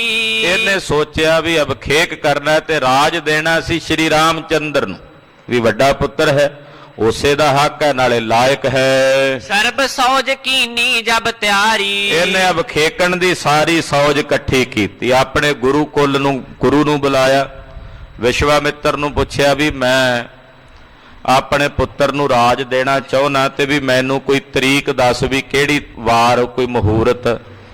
ਉਹ ਕਹਿਣ ਲੱਗੇ ਜਦੋਂ ਰਾਜ ਦੇਗਾ ਉਹੀ ਮੁਹੂਰਤ ਭਲਾ, ਉਹੀ ਘੜੀ ਭਲੀ, ਉਹੀ ਸਮਾਂ ਚੰਗਾ, ਤੂੰ ਮੁਹੂਰਤ ਨਾ ਵੇਖ, ਅੱਜ ਹੀ ਹੁਣੇ ਹੀ ਰਾਜ ਦੇ ਦੇ। ਫਿਰ ਇਹਨੇ ਆਪਣੇ ਵਜ਼ੀਰ ਸੱਦੇ, ਵਜ਼ੀਰਾਂ ਨੂੰ ਸੱਦ ਕੇ ਕਹਿਣ ਲੱਗਾ ਹਾਂ ਭਾਈ ਮੈਂ ਇਹ ਵਿਚਾਰ ਕੀਤੀ ਵੀ ਮੈਂ ਰਾਜ ਸ਼੍ਰੀ ਰਾਮਚੰਦਰ ਨੂੰ ਦੇਣਾ। ਉਹ ਵਜ਼ੀਰ ਵੀ ਕਹਿੰਦੇ ਜੀ ਹੁਣੇ ਹੀ ਕਰੋ ਜੀ, ਇਹ ਰਾਜ ਦੇਣ ਦਾ ਕੰਮ ਅੱਜ ਹੀ ਇਸੇ ਵਕਤ ਹੀ ਹੁਣੇ ਤਿਆਰੀ ਕਰੋ ਅਬਖੇਕਣ ਦੀ। ਉਹਨਾਂ ਨੇ ਵੀ ਕਹਿ ਦਿੱਤਾ, ਵਜ਼ੀਰਾਂ ਨੇ ਵੀ ਕਹਿ ਦਿੱਤਾ, ਕੁਲ ਗੁਰੂ ਨੇ ਵੀ ਕਹਿ ਦਿੱਤਾ। ਅਖੀਰ ਉਹਨਾਂ ਨੂੰ ਕਹਿਣ ਲੱਗਾ ਚਲੋ ਕੱਲ ਨੂੰ ਰਾਜ ਦੇਾਂਗੇ। ਉਸ ਦਿਨ ਖੁਜਾ ਦਿੱਤਾ, ਕਹਿੰਦਾ ਕੱਲ ਨੂੰ ਰਾਜ ਦੇਾਂਗੇ। ਮੁੜ ਕੇ ਉਹ ਕੱਲ ਰਾਜੇ ਦਸ਼ਰਥ ਦੀ ਜ਼ਿੰਦਗੀ 'ਚ ਨਹੀਂ ਆਈ। ਮਨੁੱਖ ਇਹੀ ਸੋਚਦਾ ਵੀ ਬੜਾ ਸਮਾਂ, ਕੱਲ ਨੂੰ ਰੱਬ ਰੱਬ ਕਰਾਂਗੇ, ਆਲੇ ਹੈ ਜ਼ਿੰਦਗੀ ਕਰ ਲਵਾਂਗੇ, ਰੱਬ ਰੱਬ ਛਕ ਲਵਾਂਗੇ ਖੰਡੇ ਦੀ ਪੌਲ। ਉਹ ਕੱਲ ਕੱਲ ਕਰਦਿਆਂ ਅਖੀਰ ਨੂੰ ਕਾਲ ਵਿਆਪ ਜਾਂਦਾ ਹੈ। ਦਸ਼ਰਥ ਦੀ ਜ਼ਿੰਦਗੀ 'ਚ ਮੁੜ ਕੇ ਫਿਰ ਉਹ ਕੱਲ ਨਹੀਂ ਆਈ। ਇਸ ਕਰਕੇ ਗੁਰਬਾਣੀ ਕਹਿੰਦੀ ਆ ਗੁਰਸਿੱਖ ਜਿਹੜਾ ਉਹ ਵਰਤਮਾਨ ਨੂੰ ਹੀ ਜ਼ਿੰਦਗੀ ਸਮਝ ਕੇ ਜੀਵਦਾ ਕਿ ਵਰਤਮਾਨ ਨੂੰ ਸੰਭਾਲ ਲਵਾਂ। ਭਾਈ ਗੁਰਦਾਸ ਸਾਹਿਬ ਦਾ ਕਥਨ ਹੈ ਗੁਰਮੁਖ ਵਰਤਮਾਨ ਵਿੱਚ ਵਰਤਦਾ। ਡਾਕਟਰ ਭਾਈ ਵੀਰ ਸਿੰਘ ਜੀ ਬੜਾ ਸੋਹਣਾ ਕਥਨ ਕਰਦੇ, ਉਹ ਕਹਿੰਦੇ ਕੱਲ ਚੁੱਕੀ ਹੈ ਬੀਤ ਵਸ ਤੋਂ ਦੂਰ ਨਸਾਈ, ਭਲਕ ਅਜੇ ਹੈ ਦੂਰ ਨਹੀਂ ਵਿੱਚ ਹੱਥਾਂ ਆਈ, ਕੱਲ ਭਲਕ ਦੀ ਸੋਚ ਅੱਜ ਇਹ ਮੁਫਤ ਗਵਾਈ, ਹੋ ਸੰਭਲ ਸੰਭਾਲ ਇਸ ਅੱਜ ਨੂੰ ਇਹ ਬੀਤੇ ਹਰ ਰਸ ਪੀਂਦਿਆਂ, ਹਰ ਰਸ ਵਿੱਚ ਮੱਤੇ ਖੀਵਿਆਂ, ਹਰ ਰਸ ਵਿੱਚ ਮੱਤੇ ਖੀਵਿਆਂ। ਕਹਿੰਦੇ ਇੱਕ ਕੱਲ ਬੀਤ ਗਈ ਆ, ਬੜੀ ਦੂਰ ਚਲੀ ਗਈ, ਹੁਣ ਉਹ ਸਾਡੇ ਵੱਸ 'ਚ ਨਹੀਂ ਰਹੀ। ਇੱਕ ਕੱਲ ਹਾਲੇ ਭਲਕ ਆਉਣਾ ਹੈ, ਉਹ ਵੀ ਸਾਡੇ ਹੱਥ ਵਿੱਚ ਨਹੀਂ। ਸਾਡੇ ਕੋਲ ਅੱਜ ਵਰਤਮਾਨ ਦਾ ਸਮਾਂ, ਪਰ ਇਹਨੂੰ ਬੀਤ ਚੁੱਕੇ ਸਮੇਂ ਤੇ ਆਉਣ ਵਾਲੇ ਸਮੇਂ ਦੀ ਚਿੰਤਾ 'ਚ ਅਸੀਂ ਬਸਰ ਕਰ ਰਹੇ ਹਾਂ। ਉਹ ਕਹਿੰਦੇ ਹਾਲੇ ਵੀ ਸਮਾਂ, ਸੰਭਲ ਜਾ, ਆਪਣੀ ਇਸ ਅੱਜ ਨੂੰ ਸੰਭਾਲ, ਹਰੀ ਦੇ ਨਾਮ ਦਾ ਰਸ ਲੈਂਦਿਆਂ ਉਹਦੇ ਰੰਗ ਵਿੱਚ ਰੰਗਿਆਂ ਤੇਰਾ ਇਹ ਵਰਤਮਾਨ ਦਾ ਸਮਾਂ ਬਤੀਤ ਹੋਵੇ। ਦਸ਼ਰਥ ਨੂੰ ਗੁਰੂ ਨੇ ਵੀ ਕਹਿ ਦਿੱਤਾ, ਇਹਦੇ ਨੇ ਰਿਸ਼ੀ ਨੇ ਵੀ ਕਹਿ ਦਿੱਤਾ, ਵਜ਼ੀਰਾਂ ਨੇ ਵੀ ਕਹਿ ਦਿੱਤਾ ਕਿ ਹੁਣੇ ਹੀ ਅਬਖੇਕਨ ਕਰ ਦੋ। ਸੁਨਤ ਕਹਿ ਕਈ ਕੋ ਮਨ ਛੋਬਾ। ਉਧਰ ਕੇਕਈ ਨੂੰ ਜਦੋਂ ਪਤਾ ਲੱਗਾ ਉਹਦੇ ਮਨ 'ਚ ਇੱਕਦਮ ਛੋਭ ਪੈਦਾ ਹੋਇਆ। ਰਾਜ ਲੈਨ ਸੁਤ ਕੋ ਭਾ ਲੋਭਾ। ਉਹ ਕਹੇ ਵੀ ਮੇਰੇ ਪੁੱਤਰ ਨੂੰ ਰਾਜ ਮਿਲਣਾ ਚਾਹੀਦਾ, ਰਾਮਚੰਦਰ ਨੂੰ ਕਿਉਂ ਮਿਲੇ, ਮੇਰੇ ਪੁੱਤਰ ਨੂੰ ਰਾਜ ਮਿਲਣਾ ਚਾਹੀਦਾ। ਜਬ ਭੂਪਤ ਤੇ ਭਵਨ ਪਧਾਰਾ। ਕਹਿੰਦਾ ਦਸ਼ਰਥ ਕਹਿ ਕੇ ਨਾ ਵਜ਼ੀਰਾਂ ਨੂੰ ਵੀ ਕੱਲ ਨੂੰ ਰਾਜ ਦੇਾਂਗੇ, ਇਹ ਆਪਣੇ ਮਹਿਲਾਂ ਵਿੱਚ ਘਰ ਆਇਆ। ਰਹੀ ਰੂਠ ਨੇ ਬਚਨ ਉਚਾਰਾ। ਜਦੋਂ ਕੇਕਈ ਨੂੰ ਮਿਲਿਆ ਤੇ ਕੇਕਈ ਨੇ ਅੱਗੇ ਬੂਥਾ ਬਣਾਇਆ ਹੋਇਆ, ਮੂੰਹ ਬਣਾਇਆ ਹੋਇਆ ਅੱਗੋਂ, ਇਹ ਬੁਲਾਵੇ ਉਹ ਅੱਗੋਂ ਬੋਲੇ ਨਾ, ਰੁੱਸ ਕੇ ਉਹ ਬੈਠੀ ਹੋਈ। ਬਿਸਮਾਨਿਓ ਨ੍ਰਿਪ ਲਖ ਪੈ ਨਾਰੀ। ਉਹ ਵੇਖ ਕੇ ਬੜਾ ਹੈਰਾਨ ਹੋਇਆ ਵੀ ਸਵੇਰੇ ਤਾਂ ਮੈਂ ਚੰਗੀ ਭਲੀ ਛੱਡ ਕੇ ਗਿਆ, ਵੀ ਗੱਲ ਤਾਂ ਕੋਈ ਹੋਈ ਨਹੀਂ ਐਸੀ, ਇਹਨੂੰ ਕੀ ਹੋ ਗਿਆ, ਵੀ ਇਹ ਕਿਹੜੀ ਗੱਲੇ ਰੁੱਠੀ ਬੈਠੀ ਹੈ। ਰਾਜਾ ਦਸ਼ਰਥ ਵੇਖ ਕੇ ਪਰੇਸ਼ਾਨ ਹੋਇਆ। ਚੰਦ ਬਦਨ ਹੈ ਪ੍ਰਾਨ ਪਿਆਰੀ। ਉਹਨੂੰ ਕਹਿਣ ਲੱਗਾ ਹੈ ਚੰਦਰ ਬਦਨ ਤੂੰ ਕਿਉਂ ਰੋਂਦੀ, ਕਿਉਂਕਿ ਇਹਦੇ ਨਾਲ ਪ੍ਰੇਮ ਬੜਾ ਸੀ ਰਾਜੇ ਦਸ਼ਰਥ ਦਾ ਕੇਕਈ ਨਾਲ। 3 ਰਾਣੀਆਂ ਨਾਲੋਂ ਵੱਧ ਪ੍ਰੇਮ ਇਹਦੇ ਨਾਲ ਸੀ। ਚਾਹੋ ਹੋ ਜੋ ਲੈ ਹੋ ਕਰੋ ਕਿਉਂ ਰੋਸੂ। ਕਹਿੰਦਾ ਮੰਗ ਕੀ ਚਾਹੀਦਾ ਤੈਨੂੰ, ਤੂੰ ਰੋਸ ਕਿਉਂ ਕਰਦੀ ਐ, ਰੁੱਸਦੀ ਕਿਉਂ ਐ। ਕਿਹ ਨੇ ਕੀ ਨਿਆਜ ਤਬ ਦੋਸ਼ੂ। ਤੈਨੂੰ ਕਿਸੇ ਨੇ ਕੁਝ ਆਖਿਆ, ਤੈਨੂੰ ਕਿਸੇ ਨੇ ਕੁਝ ਆ ਕੇ ਤਕਲੀਫ ਦਿੱਤੀ ਆ ਤਾਂ ਦੱਸ। ਸੁਣ ਕੇ ਬੋਲੀ ਲਾਲਸ ਮਨ ਕੀ। ਸੁਣ ਕੇ ਕਈ ਬੋਲੀ ਕਹਿਣ ਲੱਗੀ ਪ੍ਰਤਪਾਲਾ ਕਰੇ ਆਪਨ ਬਚਨ ਕੀ। ਕਹਿਣ ਲੱਗੀ ਪਤੀ ਦੇਵ ਆਪਣੇ ਬਚਨਾਂ ਦੀ ਪਾਲਣਾ ਕਰ। ਸੁਣਿਆ ਜਿਹੜੇ ਰਘੂ ਕੁਲ ਵਿੱਚ ਹੁੰਦੇ ਨੇ ਆਪਣਾ ਬਚਨ ਪਾਲਦੇ ਨੇ, ਤੂੰ ਰਘੂ ਕੁਲ ਵਿੱਚ ਬਚਨ ਪਾਲਦਾ। ਯਾਦ ਹੈ ਜਦੋਂ ਮੈਂ ਤੇਰੇ ਨਾਲ ਵਿਆਹੀ ਆਈ ਸੀ ਤੇ ਤੂੰ ਮੈਨੂੰ ਕਿਹਾ ਸੀ ਦੱਸ ਕੀ ਚਾਹੀਦਾ, ਤੇ ਮੈਂ ਕਿਹਾ ਸੀ ਦੋ ਚੀਜ਼ਾਂ ਚਾਹੀਦੀਆਂ ਨੇ, ਸਮਾਂ ਆਉਣ ਤੇ ਮੰਗਾਂਗੀ। ਪਹਿਲੇ ਦਿਨ ਹੀ ਜਿਸ ਦਿਨ ਵਿਆਹੀ ਆਈ ਸੀ ਕਹਿੰਦੀ ਮੈਂ ਤੈਨੂੰ ਕਿਹਾ ਸੀ ਵੀ 2 ਵਾਰ ਮੰਗਾਂਗੀ ਤੇਰੇ ਕੋਲੋਂ, ਅੱਜ ਉਹ ਸਮਾਂ ਆ ਗਿਆ, ਮੈਨੂੰ ਹੁਣ ਉਹ 2 ਵਾਰ ਦੇ, ਮੈਂ ਅੱਜ ਹੀ ਲੈਣੇ ਨੇ, ਅਭੀ ਇਸੇ ਵਕਤ ਲੈਣੇ ਹਨ। ਦੁਵੈ ਬਰ ਦੇਨ ਕਹੇ ਜੋ ਮੋਹੂ, ਜਿਹੜੇ 2 ਵਾਰ ਤੂੰ ਮੈਨੂੰ ਦੇਣੇ ਕਹੇ ਸਨ, ਸੋਨੇ ਦਿਓ ਭਇਓ ਮੁਝ ਰੋਹੂ। ਤੂੰ ਮੈਨੂੰ ਦਿੱਤੇ ਨਹੀਂ, ਹਾਲੇ ਤੱਕ ਇੰਨਾ ਸਮਾਂ ਲੰਘ ਗਿਆ, ਤੂੰ ਕਦੇ ਮੈਨੂੰ ਆਖਿਆ ਹੀ ਨਹੀਂ ਵੀ ਕੀ ਤੂੰ 2 ਵਾਰ ਮੰਗਦੀ ਸੀ, ਦੱਸ ਕਿਹੜੇ ਨੇ। ਮੇਰੇ ਮਨ 'ਚ ਇਸ ਗੱਲ ਦਾ ਰੋਸ ਹੈ ਵੀ ਤੂੰ ਮੈਨੂੰ ਵਰ ਕਿਉਂ ਨਹੀਂ ਦਿੱਤੇ ਹੁਣ ਤਾਈਂ। ਦੇ ਹੋਇਆ ਬੈਤੋ ਜੀਵਨ ਮੇਰਾ, ਜੇ ਉਹ 2 ਵਾਰ ਮੈਨੂੰ ਦੇਵੇਂਗਾ ਮੈਂ ਤਾਂ ਜੀਵਾਂਗੀ, ਨਾ ਤੁਰ ਮਰਨ ਲਕ ਹੋਏ ਸਬੇਰਾ। ਨਹੀਂ ਤਾਂ ਮੈਂ ਇੱਥੇ ਤੇਰੇ ਸਿਰੇ ਲੱਗ ਕੇ ਮਰ ਜਾਣਾ ਔਰ ਤੈਨੂੰ ਕਲੰਕੀ ਕਰਕੇ ਮਰਾਂਗੀ ਔਰ ਕਹਾਂਗੀ ਕਿ ਰਘੂ ਕੁਲ ਵਿੱਚ ਜਨਮੇ ਹੋਏ ਲਾਜੇ ਆਪਣਾ ਬਚਨ ਪੂਰਾ ਨਹੀਂ ਕਰਦੇ। ਨਿਰਪਨੈ ਕਹਿਓ ਚਾਹੇ ਜੋ ਲੀਜੈ। ਰਾਜਾ ਦਸ਼ਰਥ ਕਹਿੰਦਾ ਤੂੰ ਕਿਉਂ ਰੋਂਦੀ ਆ, ਦੱਸ ਤੈਨੂੰ ਚਾਹੀਦਾ ਕੀ ਹੈ। ਉਹਨੇ ਵੀ ਇਹ ਨਹੀਂ ਸੋਚਿਆ ਵੀ ਮੈਂ ਕੀ ਕਹਿ ਰਿਹਾ, ਜਾਂ ਉਹ ਵੀ ਕਹਿ ਦਿੰਦਾ ਵੀ ਕੋਈ ਨਹੀਂ ਕੱਲ ਨੂੰ ਗੱਲ ਕਰਾਂਗੇ। ਉੱਥੇ ਤਾਂ ਕਹਿ ਆਇਆ ਵੀ ਕੱਲ ਨੂੰ ਰਾਜ ਦੇਾਂਗੇ, ਇੱਥੇ ਵੀ ਕਹਿ ਦਿੰਦਾ ਵੀ ਕੱਲ ਨੂੰ। ਅੱਜ ਕਹਿੰਦਾ ਹੁਣੇ ਦੱਸ, ਮੈਂ ਹੁਣੇ ਤੇਰੀ ਕਾਮਨਾ ਪੂਰੀ ਕਰ ਦਿੰਦਾ, ਹੁਣੇ ਦੱਸ ਕੀ ਇੱਛਾ ਹੈ ਤੇਰੀ। ਬੋਲੀ ਰਾਜ ਤਾਤ ਮੋਹਿ ਦੀਜੈ। ਕਹਿਣ ਲੱਗੀ ਸੁਣੋ ਫਿਰ, ਹੇ ਰਘੂਕੁਲ ਵਾਲੇ ਰਾਜਾ ਦਸ਼ਰਥ ਸੁਣੋ, ਪ੍ਰਥਮ ਵਾਰ ਮੈਨੂੰ ਇਹ ਦੇ ਕਿ ਰਾਜ ਮੇਰੇ ਪੁੱਤਰ ਭਰਤ ਨੂੰ ਮਿਲਣਾ ਚਾਹੀਦਾ, ਪਹਿਲਾ ਵਾਰ ਇਹ ਹੈ। ਹਾਂਜੀ। ਭੂਪਤ ਆਪਣੋ ਬਚਨ ਨਾ ਹਾਰਿਓ। ਰਾਜੇ ਨੇ ਆਖਿਆ ਹੁਣ ਇਹ ਵੀ ਸਮੱਸਿਆ ਸੀ, ਬਚਨ ਕੀਤਾ ਸੀ, ਹੁਣ ਕਹਿ ਨਹੀਂ ਸੀ ਸਕਦਾ ਵੀ ਮੈਂ ਨਹੀਂ ਦਿੰਦਾ, ਉਹਨੇ ਆਪਣਾ ਬਚਨ ਨਹੀਂ ਹਾਰਿਆ। ਦਿਓ ਰਾਜ ਤੇ ਬਹੁਤ ਧਿਕਾਰਿਓ। ਕਹਿੰਦਾ ਚੰਗਾ, ਨਾਲੇ ਤਰਕਾਰਾਂ ਵੀ ਪਾਈਆਂ ਵੀ ਰਾਮ ਵਿੱਚ ਤੇ ਭਰਤ ਵਿੱਚ ਕੀ ਫਰਕ ਹੈ, ਉਹ ਵੱਡਾ ਹੈ, ਸ੍ਰੇਸ਼ਟ ਹੈ, ਰਾਜ ਕਰਨ ਵਿੱਚ ਸਮਰੱਥ ਹੈ, ਉਹਨੂੰ ਤਾਂ ਰਾਜ ਦੇਣਾ ਸੀ। ਉਹਨੇ ਰਾਜ ਕਿਹਾ ਚੰਗਾ ਠੀਕ ਹੈ, ਮੈਂ ਰਾਜ ਭਰਤ ਨੂੰ ਦੇ ਦਿਆਂਗਾ। ਦੂਸਰ ਬਰ ਰਗ ਬਰ ਬਨਬਾਸਾ। ਇਹ ਵਾਰ ਉਹਨੇ ਦਿੱਤਾ ਹੀ ਸੀ ਤੇ ਕਹਿੰਦੀ ਠਹਿਰ, ਅਜੇ ਮੇਰੀ ਗੱਲ ਖਤਮ ਨਹੀਂ ਹੋਈ, ਦੂਜਾ ਵਾਰ ਮੈਂ ਹੋਰ ਮੰਗਣਾ। ਦੂਜਾ ਵਾਰ ਮੈਨੂੰ ਇਹ ਦੇ ਕਿ ਸ਼੍ਰੀ ਰਾਮ ਚੰਦਰ ਨੂੰ 14 ਸਾਲ ਲਈ ਜੰਗਲ ਵਿੱਚ ਬਨਵਾਸ ਦੇ, ਇਹ ਦੂਸਰਾ ਵਾਰ ਮੈਨੂੰ ਦੇ। ਸੁਣਨੇ ਪਤਾ ਜੀ ਜੀਨ ਕੀ ਆਸਾ। ਇਹ ਸੁਣਦਿਆਂ ਤਾਂ ਮਾਨੋ ਜਿਵੇਂ ਕਲੇਜੇ 'ਚ ਕਟਾਰੀ ਵੱਜੀ ਹੋਵੇ। ਰਾਜੇ ਦਸ਼ਰਥ ਨੇ ਜੀਵਨ ਦੀ ਆਸ ਛੱਡ ਦਿੱਤੀ। ਰਾਮਚੰਦ ਤਬ ਬਿਪਨ ਪਧਾਰੇ। ਔਰ ਬਨਵਾਸ ਦੇ ਦਿੱਤਾ ਰਾਮਚੰਦਰ ਜੀ ਨੂੰ। ਰਾਮਚੰਦਰ ਨੇ ਵੀ ਵੇਖੋ ਆਗਿਆਕਾਰੀ ਪੁੱਤਰ, ਉਹਨੇ ਇਹ ਨਹੀਂ ਆਖਿਆ ਵੀ ਬਾਪੂ ਵਰ ਤੂੰ ਦੇਣੇ ਕਹੇ ਸੀ ਮਾਂ ਆਪਣੀ ਘਰ ਵਾਲੀ ਨੂੰ, ਮੈਨੂੰ ਕਿਹੜੀ ਗੱਲੇ ਤੂੰ ਜੰਗਲ 'ਚ ਟੋਰਦਾ ਬਈ, ਮੇਰਾ ਕੀ ਕਸੂਰ ਆ, ਮੈਂ ਨਹੀਂ ਜਾਂਦਾ। ਜੇ ਅੱਜ ਦਾ ਕੋਈ ਪੁੱਤਰ ਹੁੰਦਾ ਸ਼ਾਇਦ ਇਹੀ ਜਵਾਬ ਦਿੰਦਾ। ਉਹਨੇ ਆਪਣਾ ਪੁੱਤਰ ਧਰਮ ਪਾਲਿਆ, ਕਹਦੇ ਮੈਂ ਜਾਵਾਂਗਾ। ਉਹ ਜੰਗਲ ਨੂੰ ਚਲੇ ਗਏ, ਭਰਤ ਨੂੰ ਰਾਜ ਮਿਲ ਗਿਆ। ਸੀਤਾ ਲక్ష్మణ ਲੀਨ ਸੰਗਾਰੇ। ਲక్ష్మణ ਜੀ ਕਹਿਣ ਲੱਗੇ ਮੈਂ ਵੀ ਨਾਲ ਜਾਣਾ, ਸੀਤਾ ਜੀ ਕਹਿਣ ਮੈਂ ਵੀ ਜਾਣਾ, ਉਹਨਾਂ ਨੂੰ ਵੀ ਨਾਲ ਲੈ ਕੇ ਗਏ। ਪੁਰਿਆ ਤੁਰਿਆ ਤੇ ਔਰ ਨਰ ਨਾਰੀ। ਹੁਣ ਅਯੁੱਧਿਆ ਵਾਸੀ ਸਭ ਰੋ ਰਹੇ ਨੇ, ਰੁਦਨ ਕਰ ਰਹੇ ਨੇ, ਮਾਨੋ ਸ਼੍ਰੀ ਰਾਮ ਨਹੀਂ ਜਾ ਰਹੇ, ਅਯੁੱਧਿਆ ਦੀ ਜਿੰਦ ਨਿਕਲ ਕੇ ਜਾ ਰਹੀ ਹੈ। ਰਾਮ ਬਿਰਹੈ ਵਿਆਪਿਓ ਦੁਖ ਭਾਰੀ। ਸ਼੍ਰੀ ਰਾਮ ਦਾ ਬਿਰਹਾ ਸਾਰੇ ਨਗਰ ਨੂੰ ਵਿਆਪ ਰਿਹਾ ਹੈ। ਸੁਤ ਕੇ ਬਿਰਹੈ ਦਸ਼ਰਥ ਤਨ ਛੋਰਾ। ਰਾਜੇ ਦਸ਼ਰਥ ਨੇ ਆਪਣੇ ਪ੍ਰਾਣ ਤਿਆਗ ਦਿੱਤੇ ਪੁੱਤਰ ਦੇ ਵਿਛੋੜੇ ਵਿੱਚ। ਪ੍ਰੀਤਮ ਪ੍ਰਣ ਬਿਹ ਨਿਭਾਹਿਓ ਓਰਾ। ਔਰ ਆਪਣੇ ਪ੍ਰਾਣ ਨੂੰ ਨਿਭਾਇਆ, ਪੁੱਤਰ ਦੇ ਵਿਛੋੜੇ 'ਚ ਆਪਣੇ ਪ੍ਰਾਣ ਤਿਆਗ ਦਿੱਤੇ ਸ਼੍ਰੀ ਦਸ਼ਰਥ ਨੇ। ਇੱਕ ਪਾਸੇ ਨੇਤਰਾਂ ਦੇ ਸਾਹਮਣੇ 14 ਸਾਲ ਤੇ 17 ਸਾਲ ਦੇ ਲਾਲ ਮੈਦਾਨੇ ਜੰਗ ਵਿੱਚ ਜੂਝ ਕੇ ਸ਼ਹੀਦੀਆਂ ਪਾ ਰਹੇ ਨੇ, ਦੋ ਨੀਹਾਂ 'ਚ ਚਿਣ ਕੇ ਸ਼ਹੀਦ ਕੀਤੇ ਜਾ ਰਹੇ ਨੇ। ਧੰਨ ਜਿਗਰਾ ਕਲਗੀਆਂ ਵਾਲੇ ਦਾ ਪੁੱਤ 4 ਧਰਮ ਤੋਂ ਵਾਰ ਦਿੱਤੇ ਤੇ ਗਲ 'ਚ ਪੱਲੂ ਪਾ ਕੇ ਕਹਿੰਦੇ ਐ ਅਕਾਲ ਪੁਰਖ ਤੇਰਾ ਸ਼ੁਕਰ ਹੈ, ਤੇਰਾ ਤੁਝ ਕੋ ਸੌਂਪ ਤੇ। ਇਹ ਅਵਸਥਾ ਬਲਿਹਾਰ ਜਾਈਏ ਕਿਵੇਂ ਰਾਵਣ ਨਾਲ ਯੁੱਧ ਹੋਇਆ, ਉਹ ਕਥਾ ਥੋੜੀ ਜੀ ਸੰਖੇਪ ਵਿੱਚ ਕੱਲ ਦੇ ਪ੍ਰਸੰਗ ਵਿੱਚ ਆਪ ਜੀ ਸਰਵਣ ਕਰੋਗੇ। ਸਮੇਂ ਦੇ ਲਿਹਾਜ਼ ਨਾਲ ਸਮਾਪਤੀ ਹੈ।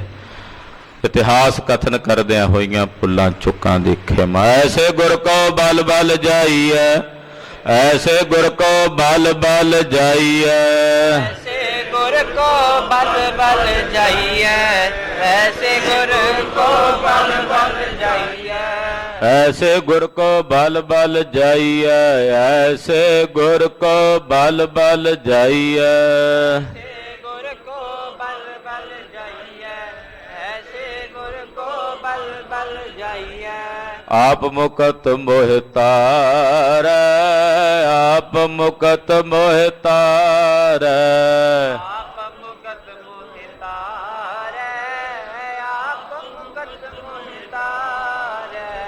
ਵਾਹਿਗੁਰੂ ਵਾਹਿਗੁਰੂ, ਵਾਹਿਗੁਰੂ ਵਾਹਿਗੁਰੂ, ਵਾਹਿਗੁਰੂ ਵਾਹਿਗੁਰੂ, ਵਾਹਿਗੁਰੂ ਵਾਹਿਗੁਰੂ,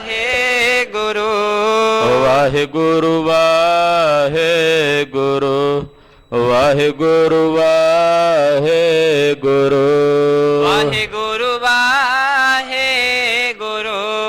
ਵਾਹਿਗੁਰੂ ਵਾਹਿਗੁਰੂ।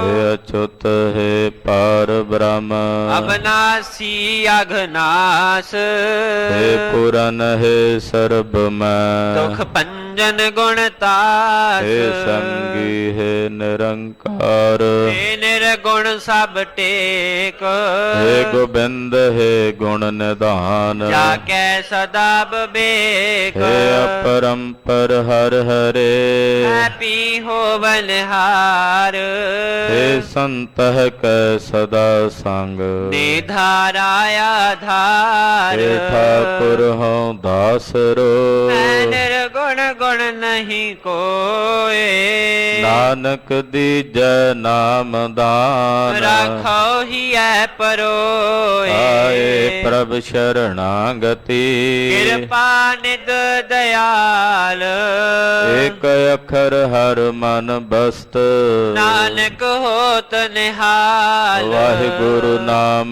ਜਹਾਜ ਹੈ, ਚੜੇ ਸੋ ਉਤਰੇ ਪਾਰ, ਜੋ ਸ਼ਰਦਾ ਕਰ ਸੇਵੰਦੇ, ਗੁਰ ਪਾਰ ਉਤਾਰਨ ਹਾਰ, ਵਾਹਿਗੁਰੂ ਨਾਮ ਜਹਾਜ ਹੈ, ਚੜੇ ਸੋ ਉਤਰੇ ਪਾਰ, ਜੋ ਸ਼ਰਦਾ ਕਰ ਸੇਵੰਦੇ, ਗੁਰ ਪਾਰ ਉਤਾਰਨ ਹਾਰ।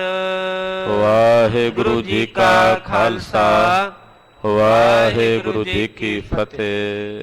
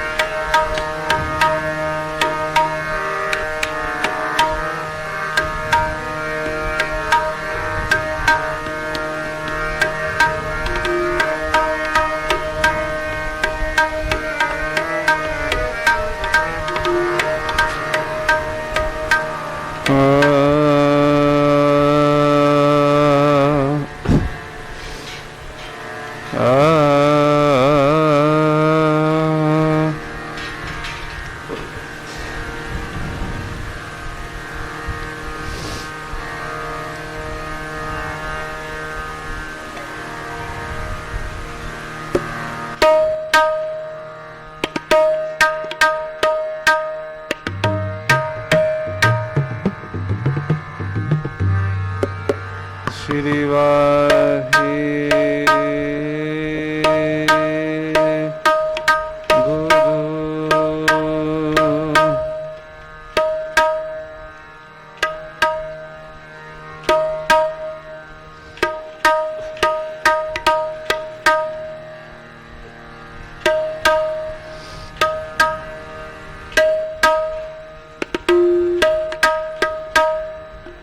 मैं ताण दी बाण तू है मेरे स्वामी।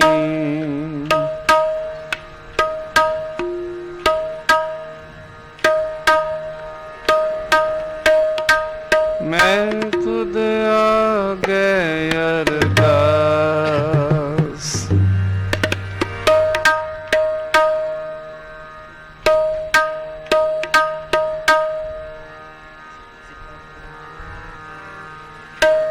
मैं होर थाओ नहीं जिस पे करो बेनंती।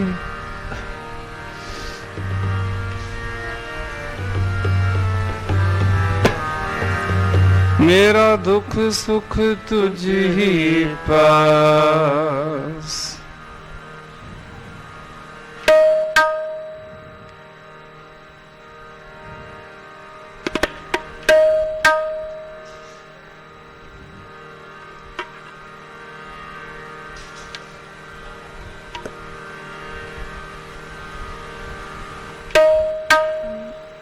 खुद आ गए अरदास हमारी।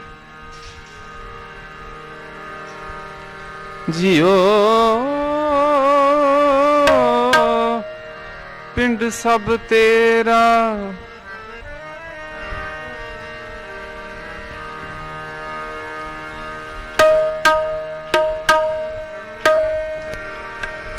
कहना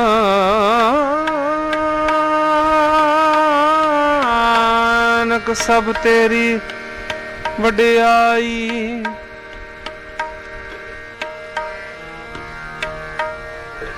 कोई ना जाने मेरा।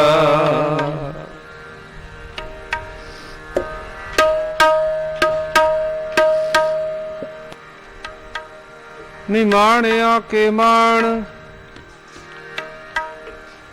निताणिया के ताण। निओटिया की ओट ने आसरिया का आसरा।